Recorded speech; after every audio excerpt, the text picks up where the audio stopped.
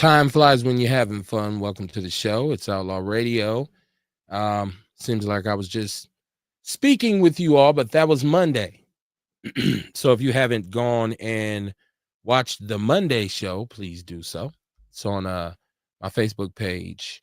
It's on Instagram. It's on YouTube. It's a multitude of ways you can go back and check the shows out. But yeah, welcome to Outlaw Radio, man. I'm very happy to be here. It's a Wednesday evening. It's Outlaw Radio. Changes. Things change, people change, situations change. I like to have a candid conversation with you all about change because I don't know that everybody's connected or on the same page in terms of what change actually looks like, right? So I feel like that's a pertinent conversation. Like I try to do these foundational Black American type conversations or themes in which we can all invest in it. We can all take stock in it because it's something that applies to all of us. And I think the need for change is one of the bridges that a lot of our people get to and can't cross. So we'll talk about that tonight, as well as a bunch of other things. I mean, it's Outlaw Radio if you really think about it. I mean, we talk about stuff so much. I think last week we had a listener who probably summed it up the best and said, we'll go out and talk about national things, but we always bring it back home.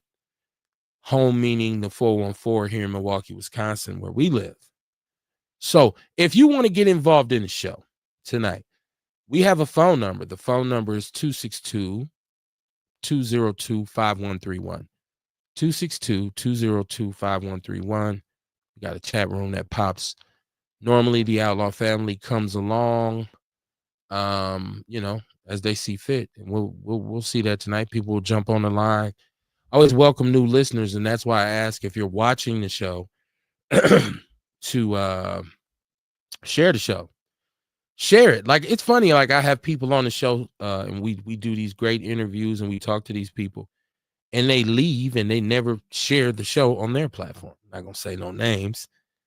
You know who you are, right? But yeah, man, how y'all doing, man? How y'all doing? I hope this is midweek. So I hope your week has been smooth, right? Like, cause Monday we dread, Tuesday feel a little bit better. You start to feel really good on Wednesday because the weekend is right around the corner. So it's the same cycle over and over, right? Back to damn, I gotta go to work tomorrow. It's Monday again.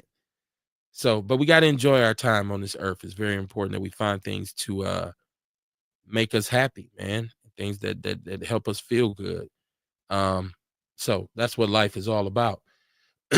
Earl Henning in the chat room, he said, what it do, my brother? What it do? How you doing, Earl? Love us too, man. Let me get that back up there, yo. He said, what it do, my brother? Love us. Let me try something right quick.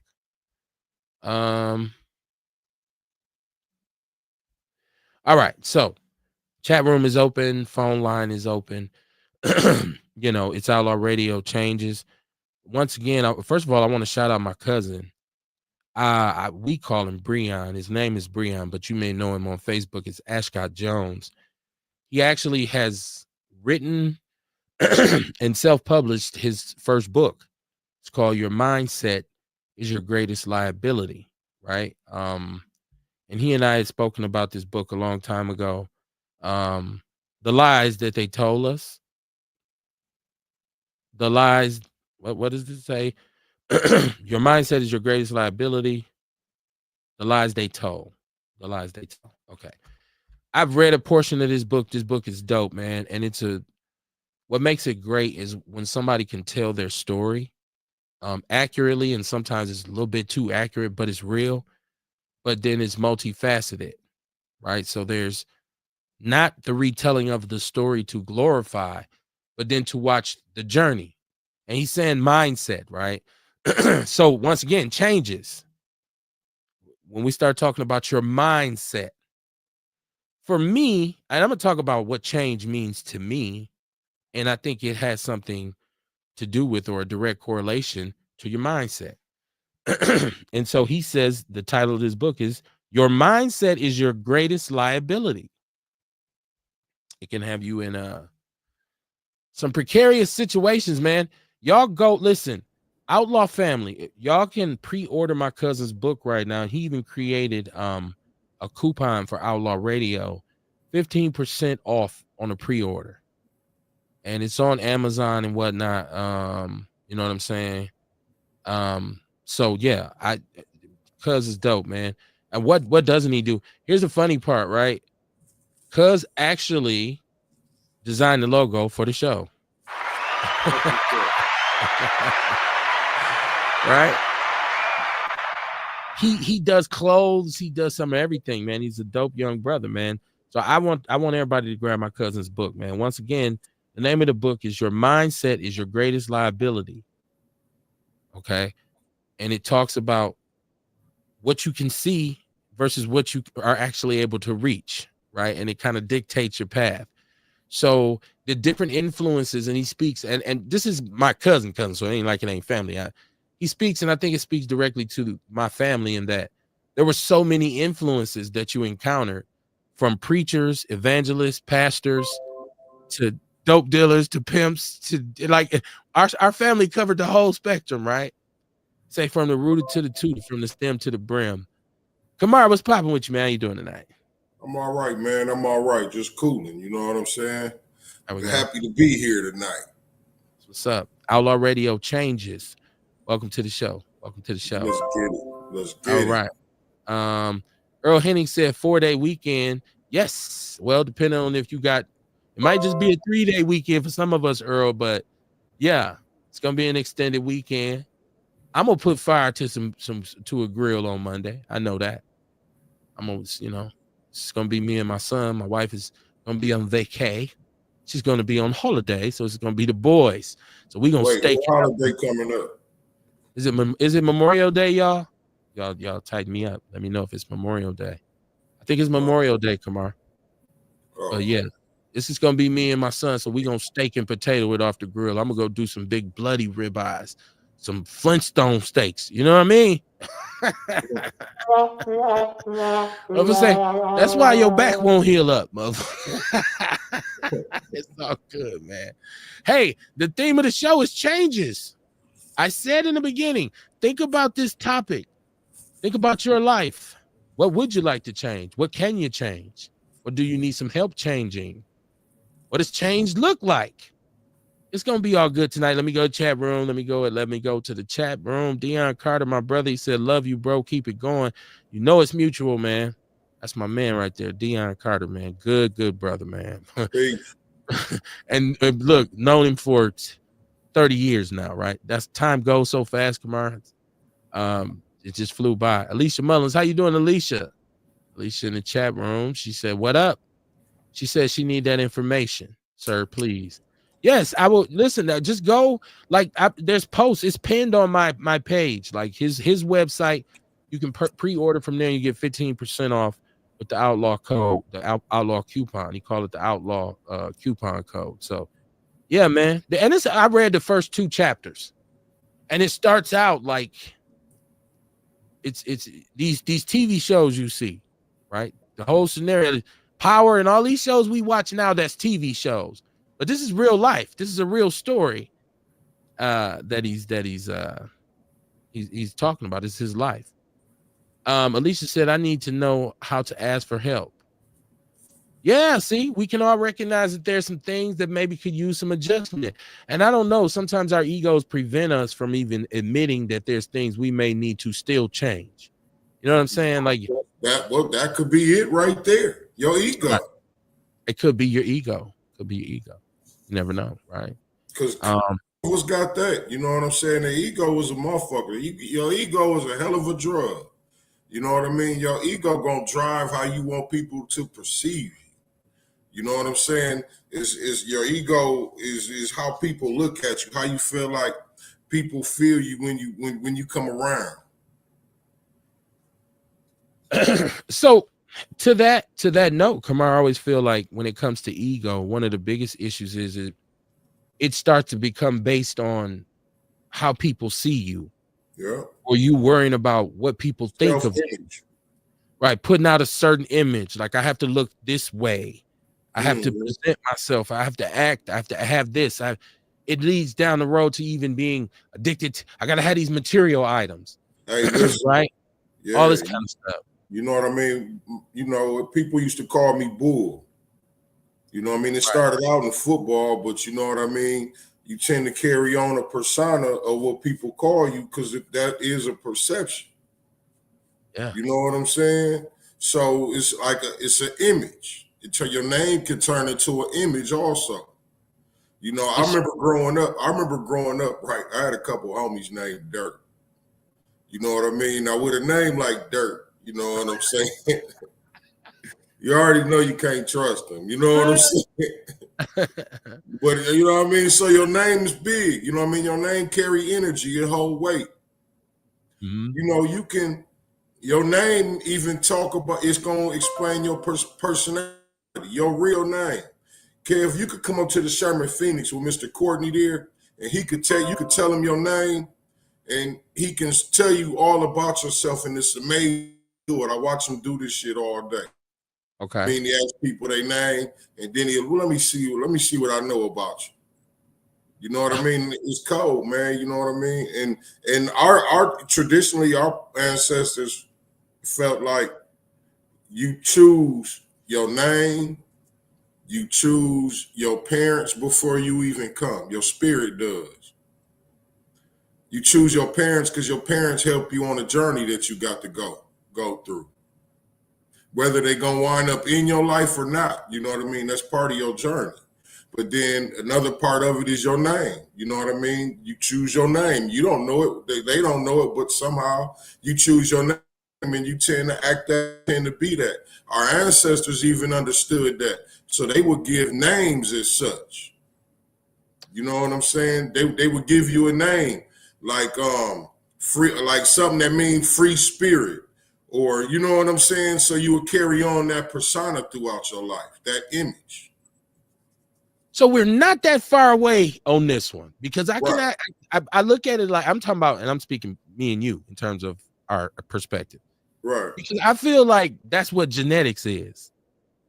You know what I'm saying? Like because if you've ever seen like a kid or like a later on descendant, and you see a picture from one of their family members from 90 years ago who's long gone, and they may have not even met, but they look exactly alike. Mm-hmm. They walk alike. People say you walk just like him. You sound just, and it's like how not even the same parents. Just so I see what I kind of felt you on that one. I kind of felt you on that one. I thought I wasn't too far off. I thought you was drifting on me a little bit. Skittles and rainbows. Right. Rainbows and Skittles. Right. She said, I can't label it as ego. I'm the helper, but when life hit you where you can't wipe your ass, it's hard. I see, first of all, I don't encourage people to not have an ego because I really don't believe in 100% selflessness. It's got to be healthy, a healthy level. Just say a little ain't enough and a lot too much, right? So when it comes to ego, I wouldn't tell nobody to not have an ego, not have self. See, your ego also determines your boundaries. How far are you willing to go, right? It also determines your boundaries on how you let people treat you. You know what I'm saying? How you let people talk. You know what I mean? Because again, you're talking about how people perceive you. You know what I'm saying? Right. And then not only that, but then it's about what make you feel comfortable. So your ego keep you safe also. It also dictates the answer to that old school question that we grew up hearing. And I don't know if it came on a rap song or a movie, but they say, well, do you want to be feared or respected? Right. So your ego is going to say, hey, no, I'd rather be feared. So then you start to move in a whole different direction, right? You say, I want to be respected. It's like different pathways you take in regards to that. So no, we weren't basically saying that that's everybody's thing, but we have to understand ego. See, before we do any kind of self-adjustment, sometimes you got to twist and tweak some knobs inside first. Right. Like you think you just jump in therapy and it's going to be like, you're cured. No, it got to be some shit you done came to the mountaintop it's with. The same thing. It's almost like the same thing with anger. You know what I mean? They tell you to suppress your anger and all that, but you know, your anger can save your life too. It's a survival instinct. You see what I'm saying? So like all this stuff, like You need the low vibrations and you need the high vibrational self for you. You know what I'm saying? You can't just shake the low vibrational self for you. You know what I'm saying? You got to keep that balance. Right, in whatever you do, wherever it's at, whether it's the ego or whatever. Balance. That's a beautiful word. It sounds good. It sounds French, but it ain't. No, right? No. Hey, I felt like I said something profound after I said balance. That word. Right? That's how you achieve true balance. Balance, right? Yeah. That's good stuff, man. Alicia says she loves brother Anthony Courtney. Anthony Courtney has been on this show. I've met him. I've had a lot of conversations with that brother, for real. Oh, yeah. He'd be at the Sherman Phoenix with me all day, every day. I came up there. I seen him one time. I went to Coffee Makes You Black with Tierman Spencer, and I got there early, and he sat there and he because he remembered me from the Panthers. Mm-hmm. So he always remembers me from being with the General. And so he's he been out here for years, man. He been out here doing what he do, you know, preaching our spiritual gospel for over 30 years. Yeah, he's been around, man. He's been around. Yeah, and that's just as far as, you know what I'm saying? But he been for the community for much longer than that. Alicia said, period. I can't say period, Alicia. I'm a man. I can't say it. She said, hey, you gotta say it different. Period. Yeah. You say on everything. On everything. Right. Put that on something. She said, Kevin, you already know I definitely teach people how to treat me. And then she said she met him at the Sherman Phoenix.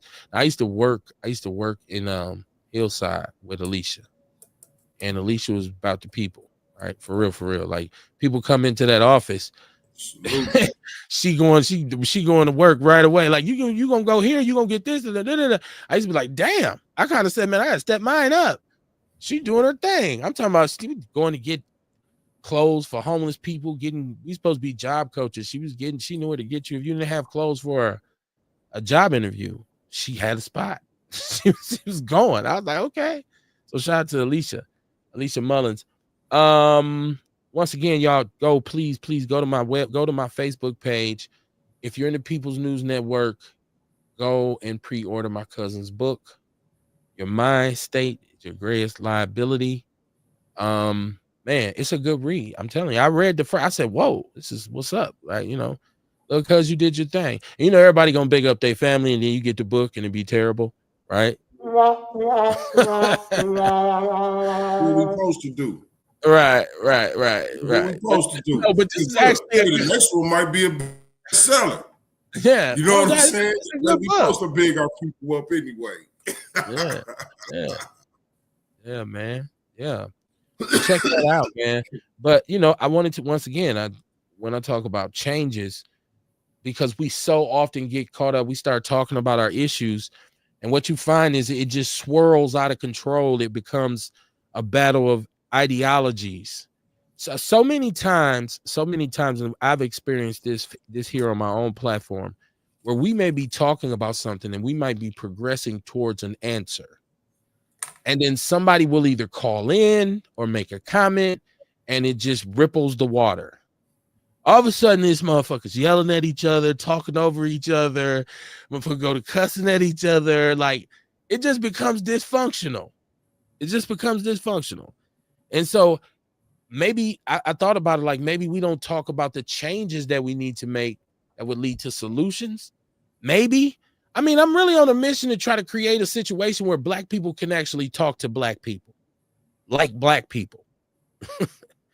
like whether you're on one side or the other, like if you're poor, you're rich, if you're, you know, Republican, Democrat, conservative, if you are foundational Black American, the need for us to unite circumvents every other thing. Promise you. The need for solidarity is the most important thing for us. I'm a Democrat, I'm a Republican, oh, I'm conservative, oh, I'm Christian, I'm Muslim. Listen, all those are divisions. This is why I love the delineation movement, man, because it says we're Black. Let's act like it. But you got people who don't, it's always some brothers that say, man, fuck that shit. That's what you gotta love about us too. Like, I think slavery kind of taught us, like, man, listen, I ain't listening to shit nobody say. Nobody tells me what to do. I think that's one of the generational traumas that we got, because we be like, fuck the law. You know what I'm saying? So a lot of us live that way. Like, man, this corrupted, crooked ass government can't tell me shit. I'm out here in the killing fields. Changes need to be made, young brother. You got to get out them fields, because you can't fight forever. And eventually the lessons you learn from battle should be utilized in the situation to teach those coming behind you, to prevent them or existing in the conditions that caused you to be in the killing field. I'm not trying to preach. I'm really not. I'm just trying to be honest with y'all. Because sooner or later, I tell every young brother, the only thing after 21 is 22. And then it just keeps going. Next thing, you wake up one day like, I'm 37 fucking years old. I just got out of high school. I don't even got no insurance. I ain't even got no benefits. Come on. I ain't never had a job. So if Trump don't destroy Social Security, I wouldn't have got shit anyways. Right? Because I never worked a job. I can get disability. Oh, man. What's that? Ewok said, what up, homies? Kev, you hung up on me earlier today. I absolutely did not. I thought your phone dropped a call. And I was at work, and then somebody walked in my office. Next thing I know, it was like 3 hours later. And I was sitting there typing like, this dude never did call back. I would never hang up on you, bro. I'd just be like, man, I got to call you back. Earl Henning said, fuck Donald Trump is all I have to say. And I totally understand the sentiment. Like, I can't say, I feel like that's Captain Obvious. Fuck Donald Trump. Like, we always get roped in, Kamar. Every time I think I'm out, they pull me right back in, because I be saying I'm not going to give Trump the majority of the time tonight. But I have to say this. For Trump to have the president of South Africa here, his cabinet, all these people, and he plays footage of the president and I guess people saying, hey, let's fuck them. Let's take our land back. So they're encouraging genocide. It's very short-sighted to even understand what they actually did in South Africa, what those white people actually did in South Africa. How do you think they acquired the land? Do you think the South Africans sold it to them? Fuck no. They came in there and took that shit. So now they say it ain't no fun when the rabbit got the gun, right? If we have 91% of our population is this group of people, ain't no way in the hell they supposed to be getting run by 9%. It just shouldn't happen. And see, I don't think enough conversation is had in terms of Africa. Really, they should be able to go after because of colonialism. Colonialism destroyed Africa. If you got people who've been living over there in certain areas who have been colonialized so long, they speak the oppressor's language. Why do y'all speak French? Because the French have basically owned us. But the last that's how it happens. When one people conquer another people, that they take over that language. They pass on that language. They pass on the religion. You know what I'm saying? They pass on all that of the conquered, and they try to erase everything of the past. I honestly feel like the president of South Africa should have countered with some footage of all the American carnage. Let's look at some of the results of their secret drone attacks. Let's look at the footage of that. Let's look at black people shot up and murdered in the streets by police. Let's look at lynchings in this kind. You gonna put my dirt out here and put yours out here. Hell, let's get the black and white shit with the dogs and the fire hoses. You know what I'm saying? How you gonna play? You gonna play some video? They should have had some video for America ass. We've done enough. Right. You know what I'm saying? In this country today, our military still takes action. On a lot of stages, we don't even know what they're doing. It's people getting killed. Go in there and show what Iraq and Iran looked like before they rebuilt it. Or not Iran, but Iraq. Before they rebuilt it after we bombed the shit out of it. Hell, show the footage from the nuclear bomb we dropped on China. Or Japan or whoever. Who was it? I think it was Japan. Hiroshima, yes. And that was just one of them. They actually dropped 3, I believe. My point is, come on, man. Now, if you were going to go, there's no negotiating, and it shouldn't be with the people of South Africa who lived under how many years of apartheid? People need, maybe, okay, so I was wrong. Maybe the president of South Africa to show some of the carnage that was created and left in the wake of those people during apartheid.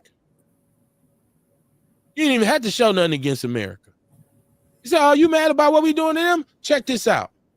This is our country from 1950, whatever, up until when Nelson Mandela come home, 91. This is what y'all was doing over there. Show that shit.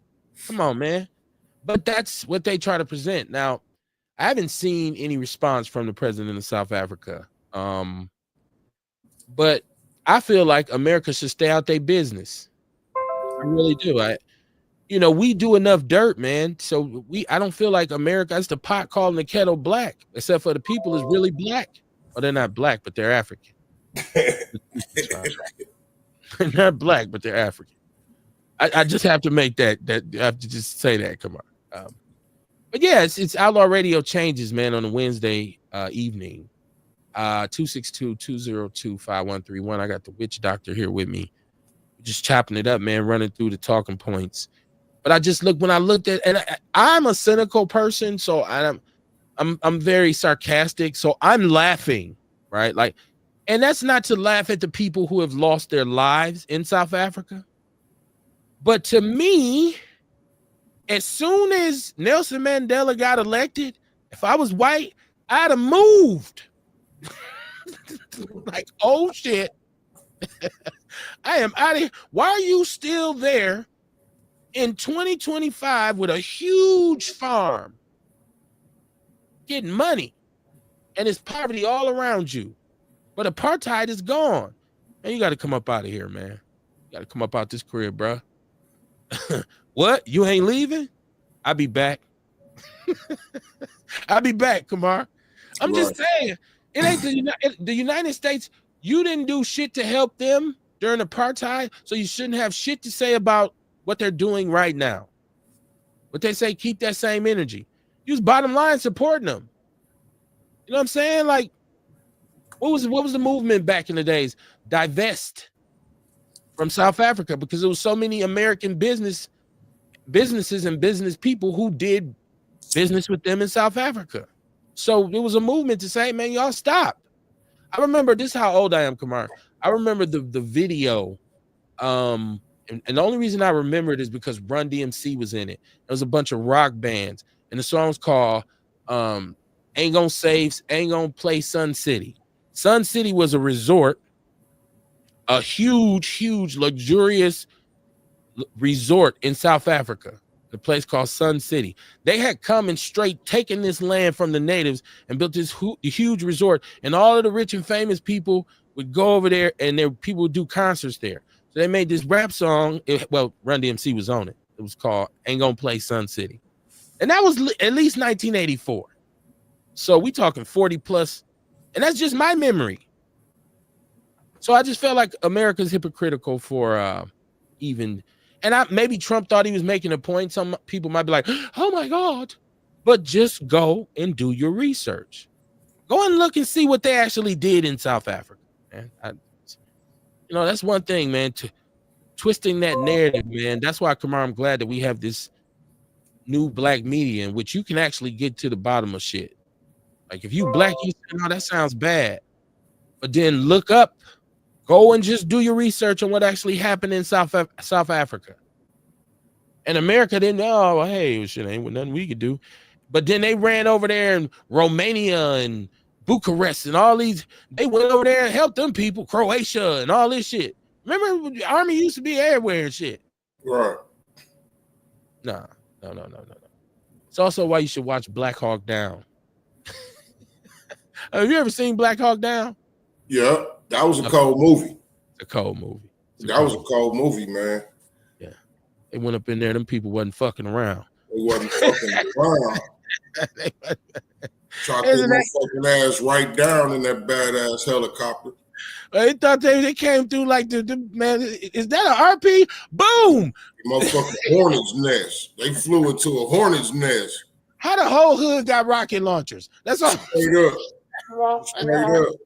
Now that's some gangster shit. That's whole hood on the roof shooting at military helicopters and shit. Man. Yeah, we ain't got nothing on them, dog. We ain't ready.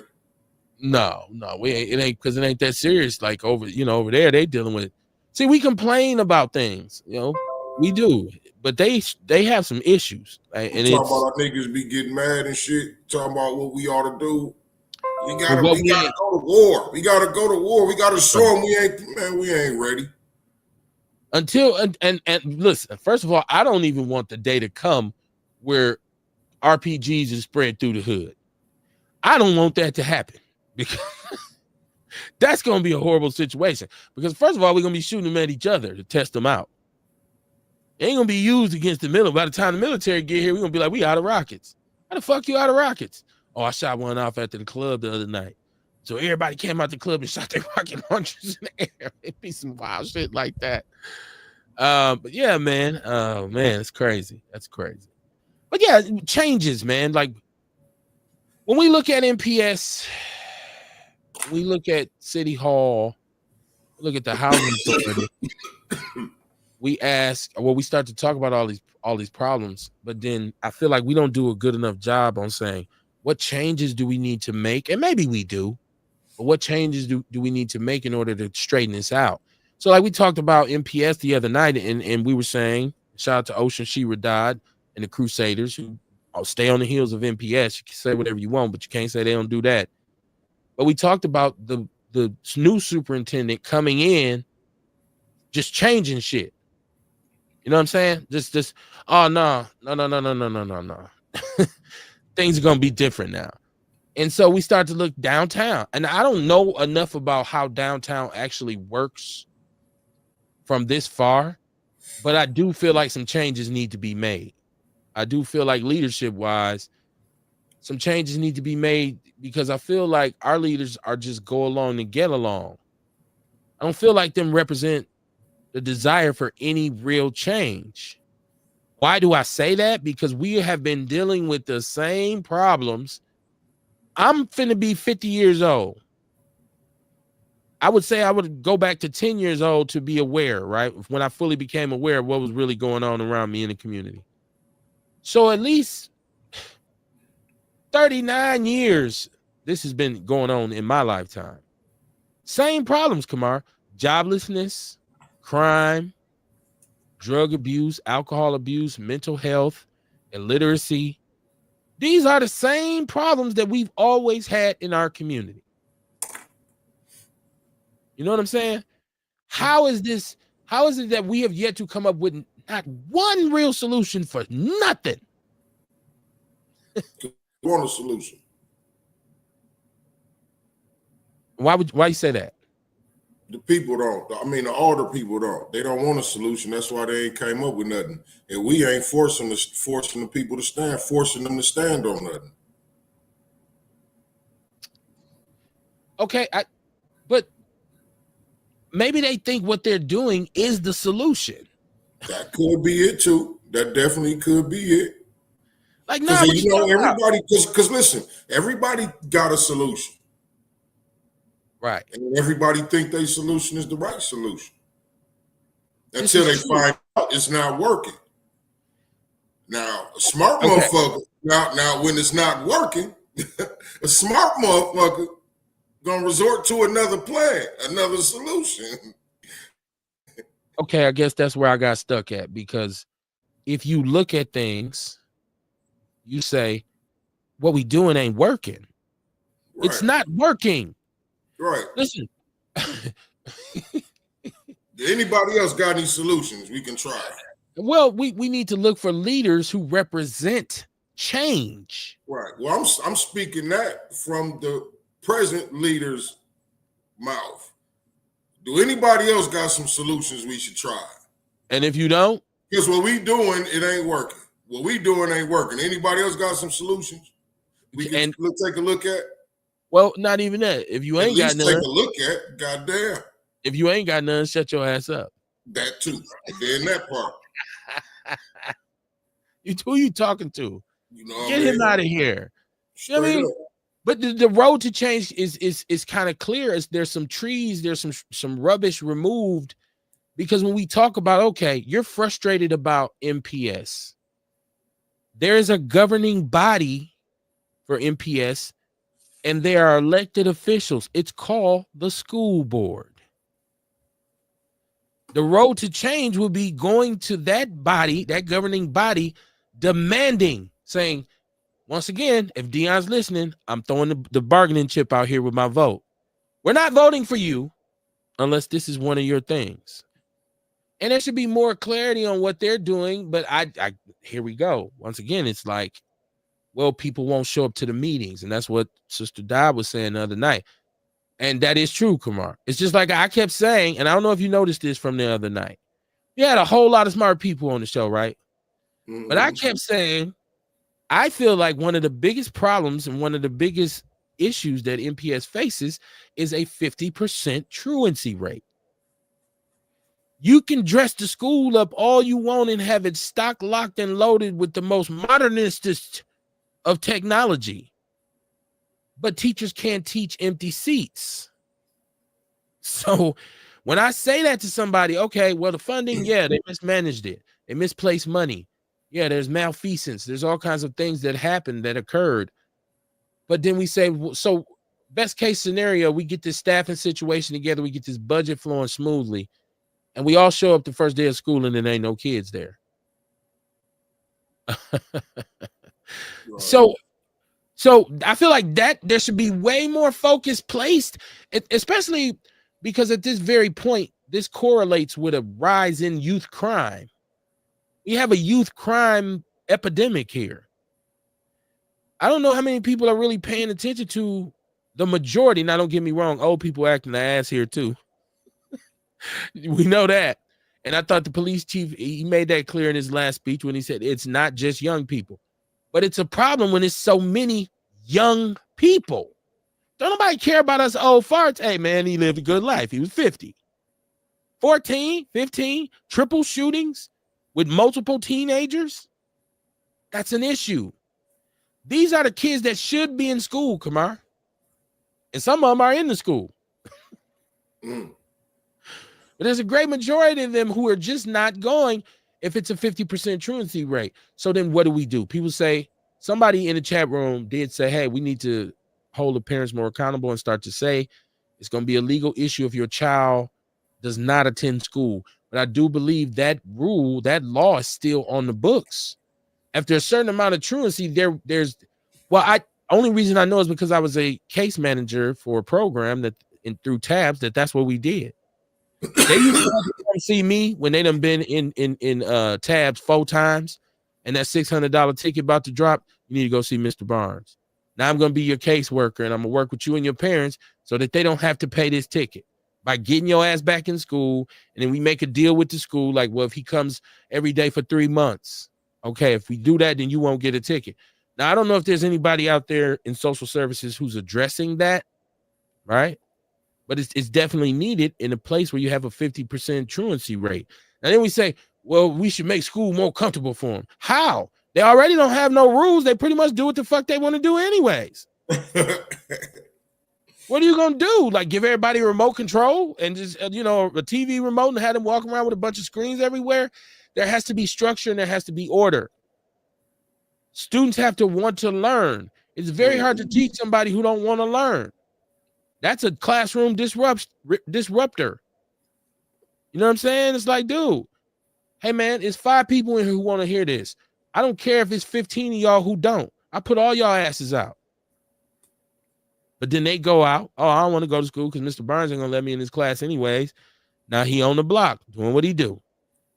So it's kind of like a chain reaction, man. And shout out to the teachers, because you shouldn't have to come in the classroom and deal with that. Classroom management shouldn't be the majority of your time as a teacher should be spent with curriculum implementation, not classroom management.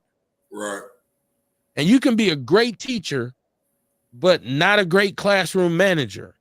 And I watch young teachers come in who want to teach, and these kids chew their ass up. And you damn sure shouldn't have to be in there fighting for your life. That too, right? Extreme classroom management. We need to call John Fletcher around this motherfucker. Right. I'm sitting in my classroom with me, man. We Right.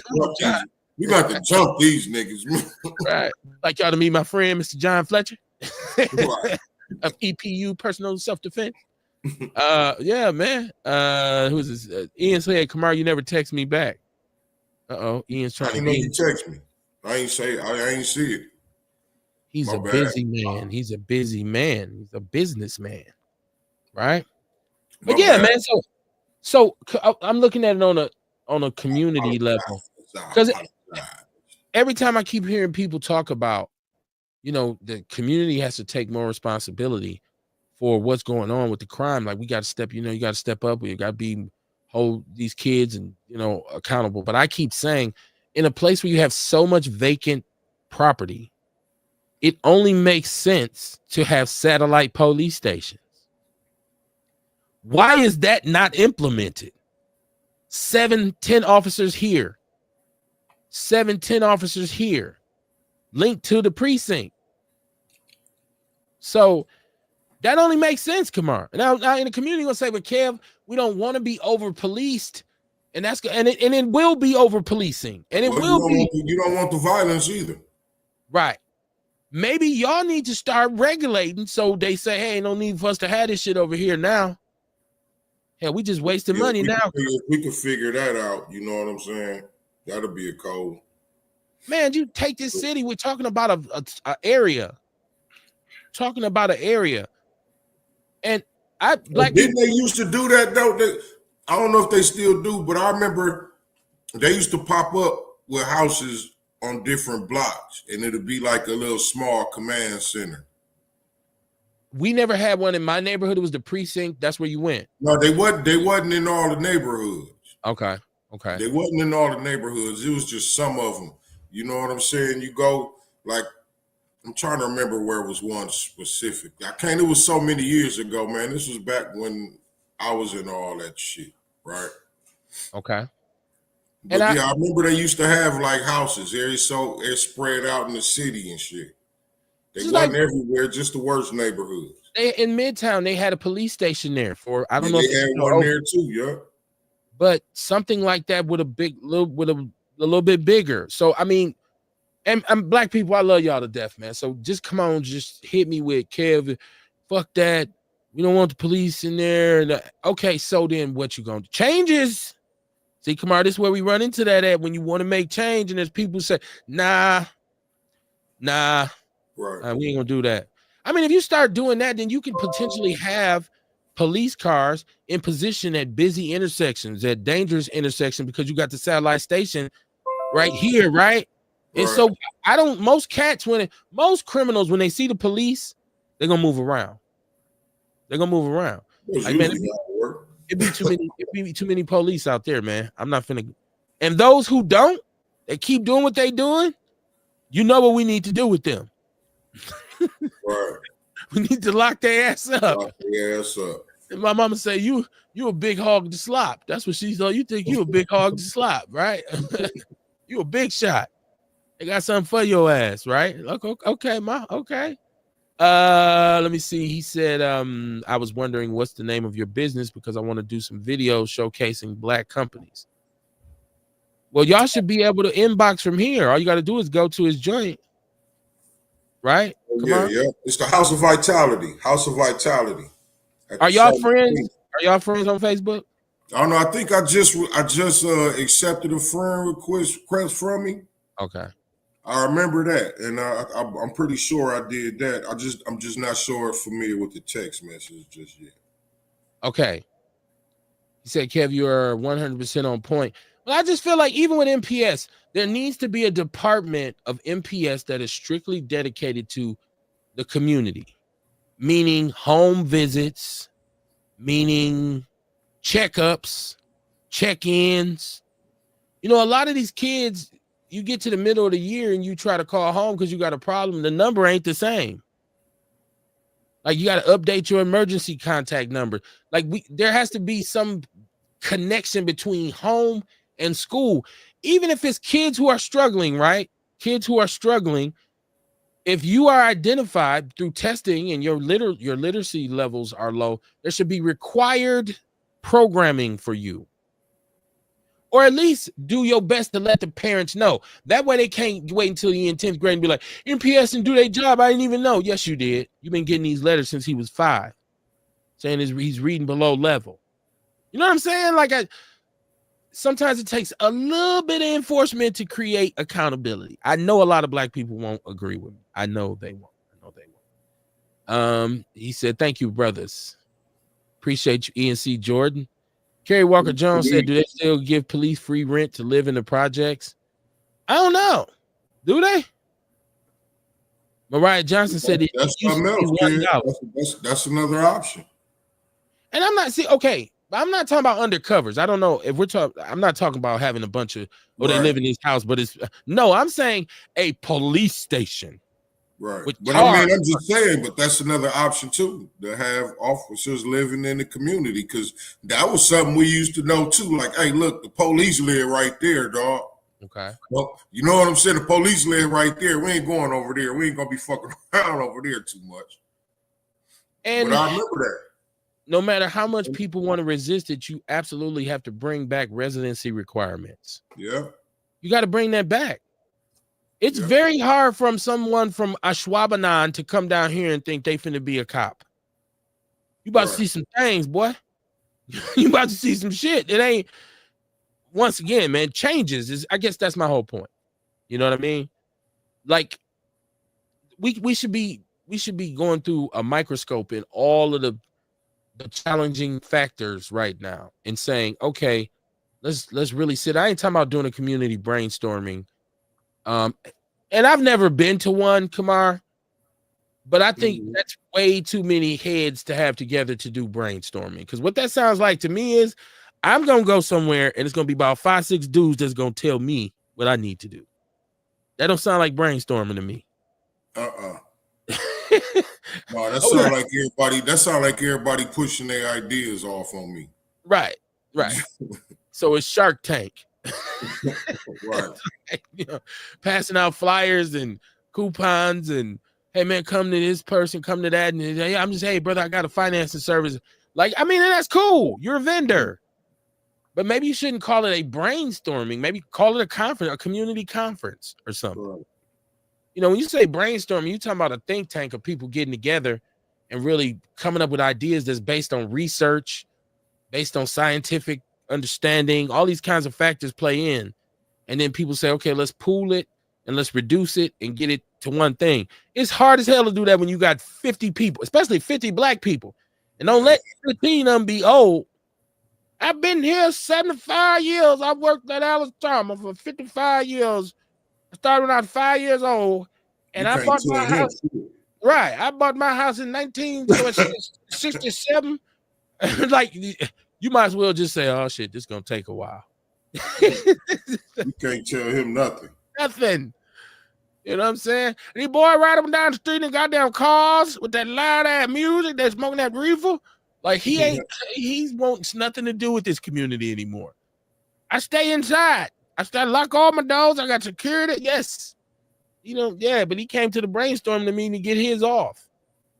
That's what's up. That's what's up. I can't say he don't deserve a voice, but I'm saying if we put paint where it ain't and create a purpose for something, then it needs to be effective. I've never been one who enjoys having a real good meeting where like people just sit down and talk and then they leave and nothing's done. And then the next week you come there, people talk, they get passionate. They can get up, like you said, they can get up and just start talking, and you'll be sitting there like, this motherfucker been standing up for like 20 minutes. So I think we have to change the way we do that. Like, we're talking about changes. So, and this is an inner change, a community change. We need to change the way we even assemble, because I don't want to just sit around and talk about this shit. I've had a million conversations about this shit. I've been in barbershops my whole life. Right. If there's not a connection to somebody downtown, or somebody who's a lawyer, or somebody who's a business person that says, hey, here's our plan, here's our agenda, y'all. And I get it. Everybody has something to say. But if you're not specific to this topic, you got to come to a different meeting. Because the first person that's on some other shit is getting removed. It sounds harsh. You know, we could be talking about something, somebody just want to be heard. They get their ass up and just, you're like, what the fuck is he talking about? That's not what we hear a meeting about. Right. You know what I'm saying? It's just, I've been in meetings that are like that, man.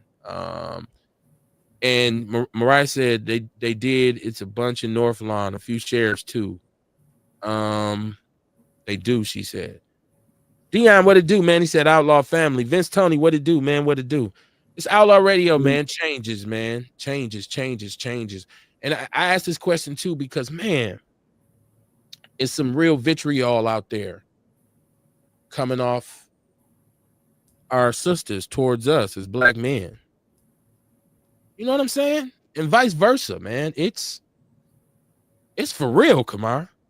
Man, I'm paying attention now to some of the stuff the narrative that they're writing about us. When I'm hearing women say, my problem be, see, I be harder than a lot of the niggas I meet.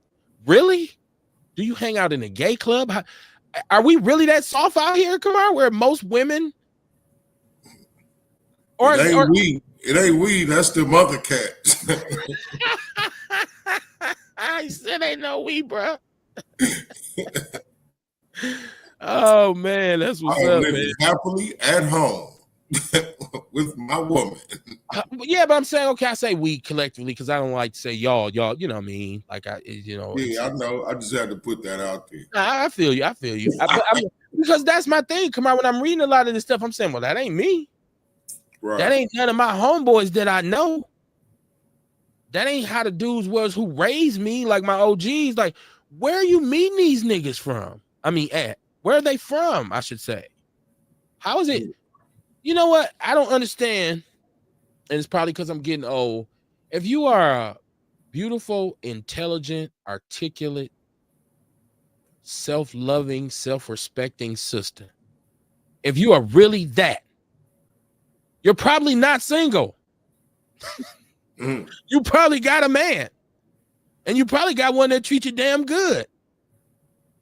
So I don't buy it that most of us are fucked up. But if that is the narrative, then what do we need to change about ourselves as black men, Kamar, in relation to how we deal with our women? Once again, I know you're going to say, Kev, I'm Gucci. I get it. Well, no, it ain't that. It ain't that. I got a better answer. Okay. I think whether we got a woman or not, we need to be working on ourselves to make ourselves better people. Okay. So if we are single, we can attract the person who is right for us. You know what I'm saying? Because, see, you got to think about what type of woman you want. So you got to be able to attract the type of woman you want. Pimps attract hoes. You know what I'm saying? So you got to be able to attract the type of woman you want. How about? So you can be attractive to her, I mean. You see what I'm saying? How about know the type of woman that you need as opposed to who you want? Okay. Well, you know, that's first. That's that little knob you turn. Yeah, so you can go in there and fine tune it. So then let me change it then. You need to know how to attract the woman you need. Yes. And vice versa. You're right. I'm glad you caught that. And vice versa with the sisters too. But I have to talk about this. Yeah, but that's it right there for everybody. Okay. We got to figure out how to work on ourselves because there's different parts of ourselves that make us incompatible with people. Some of us self-sabotage. You know what I'm saying? So no matter what relationship, however good they are, we gonna fuck it up. But I've said this a million times. Real brothers, real strong brothers who have not figured everything out, but have gotten to that point of what you referred to earlier as balance. Mm-hmm. They are not intimidated by a strong woman. No, they're not intimidated by a woman who is articulate, who speaks out, who stands up for herself. It's when it becomes overbearing to the point where I don't even want to deal with the shit. But that's not on me. That's on you. You can say, oh, you just don't like an ass-bucking woman. I don't like a crazy-ass, disrespectful woman. Right. Who has a mouth. A lot of the time, they'll take that as being strong. And that's not what strong is. Right. That's disrespectful. It is. But now I'm just a strong woman. No, you just loudmouth and disrespectful. Right. No, you're disrespectful. That's the issue. Call it what it is, right? Right. and vice versa for a man, like, no, I'm standing on her because I'm a strong man. No, you disrespectful. And you're an abuser. Right. Yeah, you're an abuser. Or no, you're a narcissist. Or whatever it may be. You know what I mean? We all got different issues that we got to work on, whether we in a relationship or not.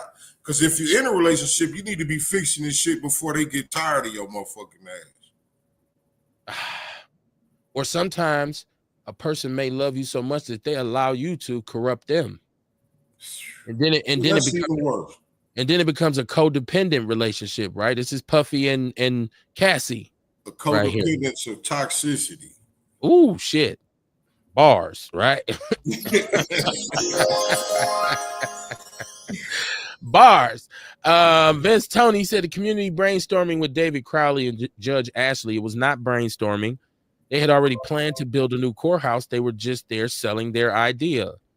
Well, that's what I'm saying. So that's not true brainstorming. I mean, of course, you're going to ask, hey, I'm going to open it up for questions.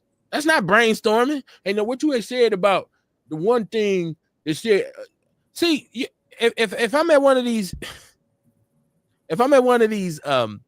these meetings, when they say, hey, we want to build a new courthouse, I'm going to say first, is there any kind of agreement that we can come to where we are guaranteed that there will be some black contractors on this project? All of a sudden, we need to know for sure that they're going to be citizens. I know there's no residency requirement, but there should be an emphasis on citizens getting jobs in this new courthouse since they have to pay for it. You know, instead of me getting up telling them, yo, I really appreciate what y'all saying. This is what, no. Hey, man, we need to, how you came to us. What's in it for us? That's for you, Dion. That's a bargaining chip. That's a bargaining chip. Kerry Walker Jones said they have to bring them jobs back, then focus on the community centers, childcare, and home ownership. This is Ian C. Jordan. He said, Kev, you in particular can speak on this in regard to the relationship stuff. Have a beautiful wife, a beautiful family, upstanding children. I only got 20 years out of my marriage, but yours is still going strong. Keep sharing that wisdom. Here, check this out, man. This is a jewel for y'all. Somebody asked me one time, they said, hey, you've been married, we going on 24 years, right? And people say, Kev, what's the secret to staying married a long time? You know what my answer was at first, Kamar? I was like, I really don't know. Like I don't believe in giving advice. But I was having a conversation with my wife, and we both came to the conclusion that the key to it is wanting to be married. Right. The minute one of y'all don't want to be married no more, it's a wrap. The key to it, if you look at people who've been married a very long time and you say, well, you know, how y'all stay together so long? It's like, because we wanted to. It sounds like very simple, but it's actually complicated because to stay with someone and deal with them for a long period of time is the craziest, most mind-bending thing you could ever do, especially a man and a woman. But each side has to say, no, but this is what I want. You know what I'm saying? Like you hear brothers complain about their girl or their wife, right? Man, this bitch make me sick. Man, man, this shit's driving me crazy. Most of the time I just say, are you sure you still want to be married? Because that's kind of how this shit is sometimes. You sure you want to be in a relationship? Because it get tough sometimes. That's why people break up, right? Like, so, and I don't have any advice other than that. I don't have no elixirs. I don't have no strategy. I just say the only thing that's kept us together is that both of us just wanted to still be married. Because it ain't been sweet. It's like I could leave this motherfucker right now, but you know what? I still want to be married to her. You know what I'm saying? And if you don't have that, then that's pretty much, don't get married. Or if you are married and you no longer want to be married, then say, babe, we need to stop this. Because if you string it out and just go through the motions, you're gonna end up crashing anyways. You be like, damn, I done wasted my whole life with this motherfucker. And I didn't want to be married 10 years ago. People say there's money involved, there's kids involved, all that kind of stuff. And it is. That's why I said, Kamar, it sounds simple, but it's very complicated. You know what I'm saying? It said women and men, male and female relationships are mostly women-centered. Decades of teenage pregnancy, mostly a girl raising children, has feminine men or men that made them hate women. Okay, that sounds like you kind of lightweight blaming it on the mothers. Are we mother shaming here, Vince? What are we doing here? Carrie Walker said, truth, I used to own a bar and used to tell women all the time that they need to know when to shut up. And when you say it like, Kamar, you know what the dirty word is, man. You know, when you fuck around and say submit, you got a Dukes of Hazzard style fight on your hands, man. Yeah, it's about to go down. Shit. Women, that's what this whole 50-50 my ass. No. You pay off.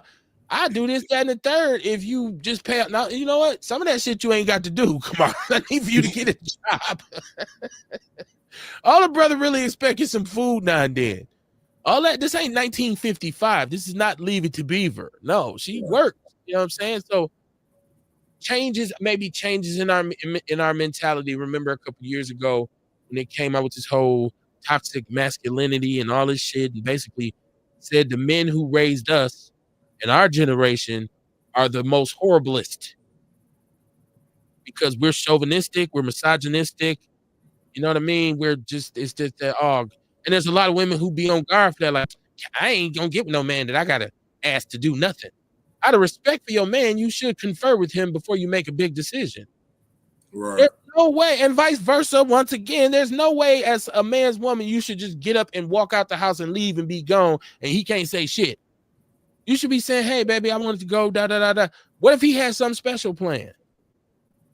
You know what I'm saying? So you shouldn't, why would you, if you wanted to be independent, why would you be in a relationship? I guess that's what I'm asking. Why go into it? Right. You know, unless you plan, you're trying to get in it for something. I'm get here and get his money, whatever it is like that. That's a different book. Vince said, my suggestion was that they remove all the lead laterals in homes before they lay one brick.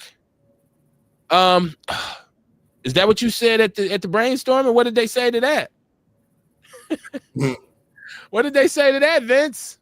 Yeah, that's, you know, they getting the schools together slowly but surely. And from even when James Causey was on here and when Robert Miranda was on here, we talked about the water. They said that there has been some removal of some lead laterals. The problems with the schools it was the plumbing in the actual schools. It wasn't necessarily the city's part. Because we know a lot of these schools are old. Hell, I went to King. It was built in 1935. I'm surprised that motherfucker had doors. Probably had the Wild Wild West doors where you walk in and out to school and shit. Like, yeah. So changes to the building code, changes to zoning codes. It's ironic to me that you can't, and black business owners, y'all let me know how true this is. When it comes to you all getting a permit to do a certain kind of business, if there's one within so many feet, you can't do it, right? They say, I want to have a store, but I want to be able to sell beer. Well, you can't because we can only give out so many liquor licenses in a certain area, right? Mm-hmm. But I drive and I see 2 gas stations directly across the street from each other. They sell blunts, pills, African capsules, chicken, everything. How is that possible? But I can't open a black store. It's another reason why we don't have the black grocers like that, right? Because getting those permits and finding those zoning areas is not as easy as one might think it is. Let me go to the chat room. And of course, I don't have a business, but I understand that the city has all these kind of zoning regulations. Yeah, we was just talking about that the other day. Yeah. I don't think a lot of people know that. Dion said you can't hire people only because of race. No, but you can come on, man. Like, so what I would say is maybe you can't, but as a leader, I at least want to hear you say, hey, we need to make sure there's an emphasis on bringing in some minority contractors. I don't think, because that's not legislative, that's not making a law. But if I'm the mayor or if I'm the county executive and I say, we want to make sure, because let's review the contracts. We got the right to do that, right? Say, hey, let's put an emphasis on making sure there's people in Milwaukee, from Milwaukee, building this building. Let me see. Vince Tony said at 14, 15, 16, 17 years old, young girl is having a baby, does not make her a mother. Just spend a day at Walmart and see to how these girls, young ladies, women talk in the presence of children. Okay, but the 14, 15, 16, 17-year-old girl, but women mature faster than men. So imagine a 14, 15, 16, 17-year-old dad, Kamar. He ain't nowhere near a father. His mind ain't even, has he even really learned how to clean himself properly? Like, you don't put him in charge of somebody's life. This is what you just call it, codependence. What did you just say? Some Skittles and rainbows. Codependence of toxicity. There we go. This is dysfunction married to dysfunction right here. This is an accident waiting to happen. Kerry Walker Jones said they are paying for those privileges. Okay. Said Outlaw Radio is your business. Not court. The other night, people kind of reminded us that we were small time. So I'm humble this week. I see. Don't nobody listen to us. Nobody listens to us. Or watch. Cool. Who said that? Shout out to everybody who is listening. Please share the show. We need the viewers. For real. We need a band, apparently. Help! Dion, what it do, man? What's going on? Oh, nothing. Taking it easy. Just sitting back listening to y'all. You know what I'm saying? Always got some input on something. You know what I'm saying about. I did forget what I was gonna say though. I know it wasn't about the relationships, and I don't think it was about the school shit because I don't even know what be going on with that. I don't even watch the news no more, bro. Me and my mom was just talking about that. Like it'd be so much bullshit on. Maybe you should pay attention so that when they raise your property taxes, you'll understand that the effect on the property tax levy from the school budget, the budget in the county, and they have these deficits. That's what kind of dictates what you're paying in property taxes. Maybe you ought to give it a look. That's sad. Yeah, I got the property assessment. It's sad. It seems like every year it go up though. That's insane. The only year it didn't go up is the year that we had COVID. You know what I'm saying? That's the only year it didn't go up. But you get so tired. I hear that every day, especially on social media, with black women blasting black men. You know what I'm saying? And it's like, and it's like everybody against one another. I have never seen a generation, but I only been living a couple generations. But like when I was younger, like when I used to go to the Grand and Northridge, women, we were teenagers, but they were more outgoing. Like you can't even speak to nobody. Like you can say hi to a woman and she just turn her nose up at you. You know what I'm saying? She don't know what type of person you is. You know what I'm saying? And you ain't even trying to really holler at her. You just saying hi. You know what I'm saying? So I don't know, man. And it makes me, I ain't gonna lie to you, it puts me at odds with them. I don't like black women that's always trying to show off their assets. You know what I'm saying? Their sexual assets. Like if you be on social media, like Facebook, Instagram, that's all. And you see the older women too, not only younger women. You see the older women, they got to show an ass shot. And then as soon as a nigga jump in their inbox or something, because I'm going, they be like, these thirsty ass niggas, this, that, and another. But one thing I learned though, and I learned that from a woman, she said that women don't require attention from every man, but they acquire attention from one man. So they probably be on there and got their eye on some nigga or something and showing it off to him. But everybody on there, you know what I'm saying? But, it is what it is, though. But besides that, it's Wednesday, got to get the little dose of Outlaw before the week is over with, and, like I was saying the other day, I don't want nobody to think I was suicidal, you know what I'm saying? Because I was just talking. It was basically a figure of speech of how I feel about that job, You ain't got to worry about that because nobody heard that. Nobody listens to the show, man. They did, though. It was people on there. It was like, tell Dion it's going to be all right. Y'all need to talk to him and this, that, and other. And I'm like, whoa, you know what I'm saying?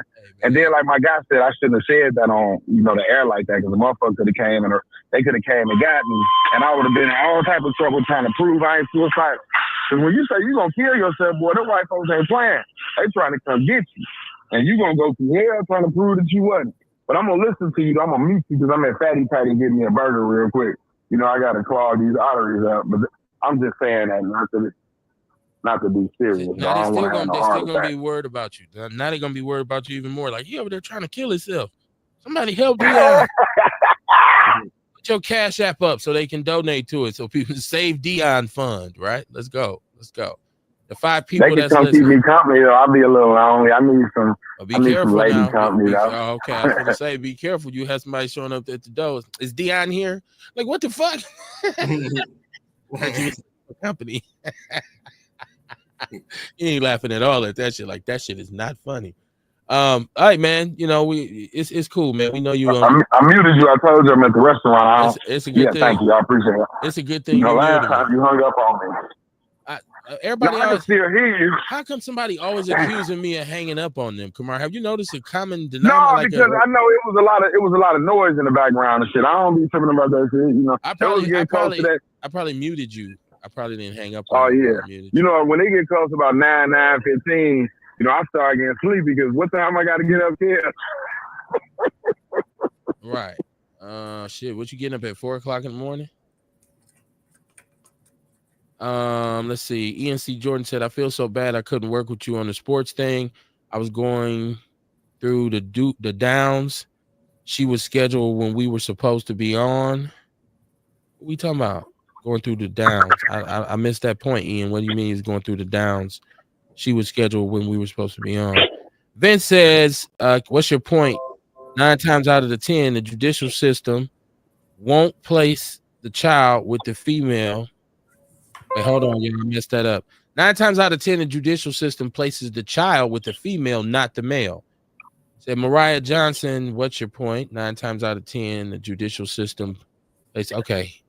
Oh, he said I was going through the divorce. Wait, this is recently, or are you talking about a couple years ago? Ian, are you divorced again? I don't want to put your business out there and shit. Like, again, nigga? What you do? I'm just kidding. No, man. I didn't know that. You should have said that to me, because I would have said, oh, you ain't got time for this shit. You got bigger fish to fry, my brother. Definitely, if I knew you was going through that. Shit. But yeah, man, you know what? This whole thing with black men and black women kind of it transfers over to the latest beef, the latest internet beef of Ryan Clark versus RG3, right? And once again, I live in the podverse, so if you're not paying attention, I know some people like, Kev, I was at work. I don't be seeing that shit. I do. I see it because I pay attention to it. And this is actually kind of like we've been talking a long time about where do we place black men and black women who have a significant other who is of a different race, in particular, black men and black women, white men and white women, right? So RG3, who is a former NFL quarterback and has become an analyst, he was on ESPN, he got released, and Ryan Clark, who used to play for the Pittsburgh Steelers, he's become more prominent at ESPN. He's gotten a major contract. He works on the podcast called A Pivot. And so over the weekend, Caitlin Clark and Angel Reese were playing each other in the WNBA. Basketball was being played, right? So it's physicality, people getting pushed around, people getting dropped. Angel Reese pushed one of her teammates. Caitlin Clark came and pushed Angel Reese. Angel Reese jumps up, reactionary, of course. They call a foul, move on. It becomes this explosive conversation afterwards because there's Caitlin Clark and Angel Reese are forever joined at the hip because they basically were two of the biggest stars in women's college basketball, and they played each other. They had a rivalry, right? Same way you did Magic and Bird. Similar to it, and that's what I feel like. That's what they were hoping for. Right. The WNBA needed a shot in the arm, right, and still does. But so it became a discussion, and RG3, who, and you have to understand, his name is Robert Griffith III. Robert Griffith III. He's one of those brothers who's married to a white woman, and this is his second white wife. He had one before that was white. He's a really, what we would say, he's a cornball. He's one of them kind of dudes, right? Now, I've always stated on here that I don't have a problem with interracial relationships.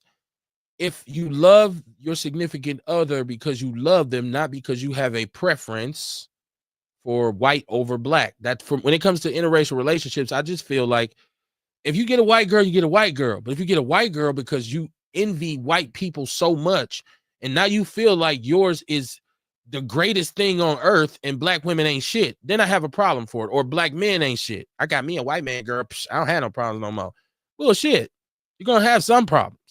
So he always, you know, he makes these posts, and his his wife, who he refers to as Milk, is always in the background laughing and kiki and ha-ha. So he comes out and he says that Angel Reese hates Caitlin Clark, and Angel Reese is you know, she's angry. She's an angry black woman. Like, he's reinforcing this narrative, Kamar, without actually knowing what he's doing, because he's tone deaf. Because he doesn't deal with sisters. He doesn't deal with us. So he's tone deaf to what, when we say, hey, no, man, it's tougher on us. From professional athletes on down to average Joe walking the street. This is what we were talking about the other night with black fatigue. It's always some extra put on us when we get involved, right? And so Ryan Clark comes out and basically says that, like, yeah, I don't expect RG3 to understand or even know what it's like for a young black woman to deal with in this country, because he don't deal with black women. He ain't having that conversation in his house. This is his second white wife. The internet blows up. People going, RG3 comes back and makes an emotional video. You don't come for a man's family. That's my family. You insulted my family. And he's appeasing to ESPN. You need to get rid of Ryan Clark. And I'm like, if you listen to it, he didn't insult your wife. He insulted him. He didn't insult his wife. He just called you Uncle Tom. Well, Coon. We ain't gonna say Uncle Tom, because we know now that Uncle Tom was the good guy. We're gonna say he called you a Sambo. Right. Right. And most black people was like, yeah, that's how we all look at you. This is Alfonso Ribeiro coming out saying, well, black people never accept me because my wife is white. Maybe it's because you have videos and clips online of you saying, I love me some white women. Y'all know I love white women. Maybe that's why we think you're a cornball. Vince Toney said, what is a cornball? A cornball is a really corny individual. Goofy. Goofy, go along to get along. Don't got no spine, no backbone, right? He's Dexter. He's Poindexter. Yeah, cornball. A cornball is a type of individual that he don't care about making sense.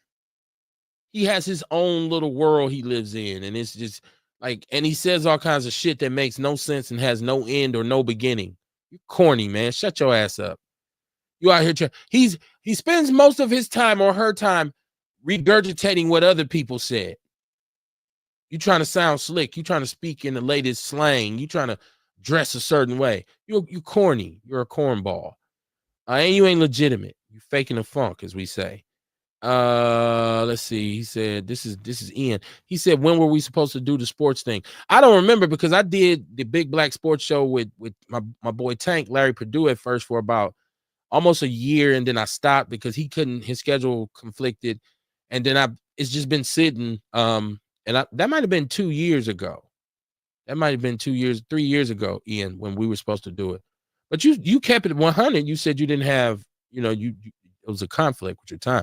So I understood. I just figured, like, the Big Black Sports Show is one of them things that I'll eventually, if it's meant to be, I'll find somebody who, because it was great when we did it. It just needs to be pushed a little bit more. And that was during the pandemic. I was on here looking like Wolfman and shit. Man, I looked at one of them videos. I'm like, I'm never sharing this video with nobody. I look like, nigga, you need a haircut. Let me see. She said, maybe, this is Mariah. She said, maybe that's due to the father not being stable. I know a lot of fathers that have custody of their kids. I know some too. And sometimes brothers just don't go to court, man. They be like, nah, man, I ain't got time for that shit. And then you don't know what the hell. It's left up to her to dictate all of the whole terms. So not all the time. Listen, there's some times when a woman gets bitter and there is a brother who's willing to take care of his kids and she won't allow him to do so. And when Kamar comes back, we talked about ego driving a lot of stuff. We forgot about emotions.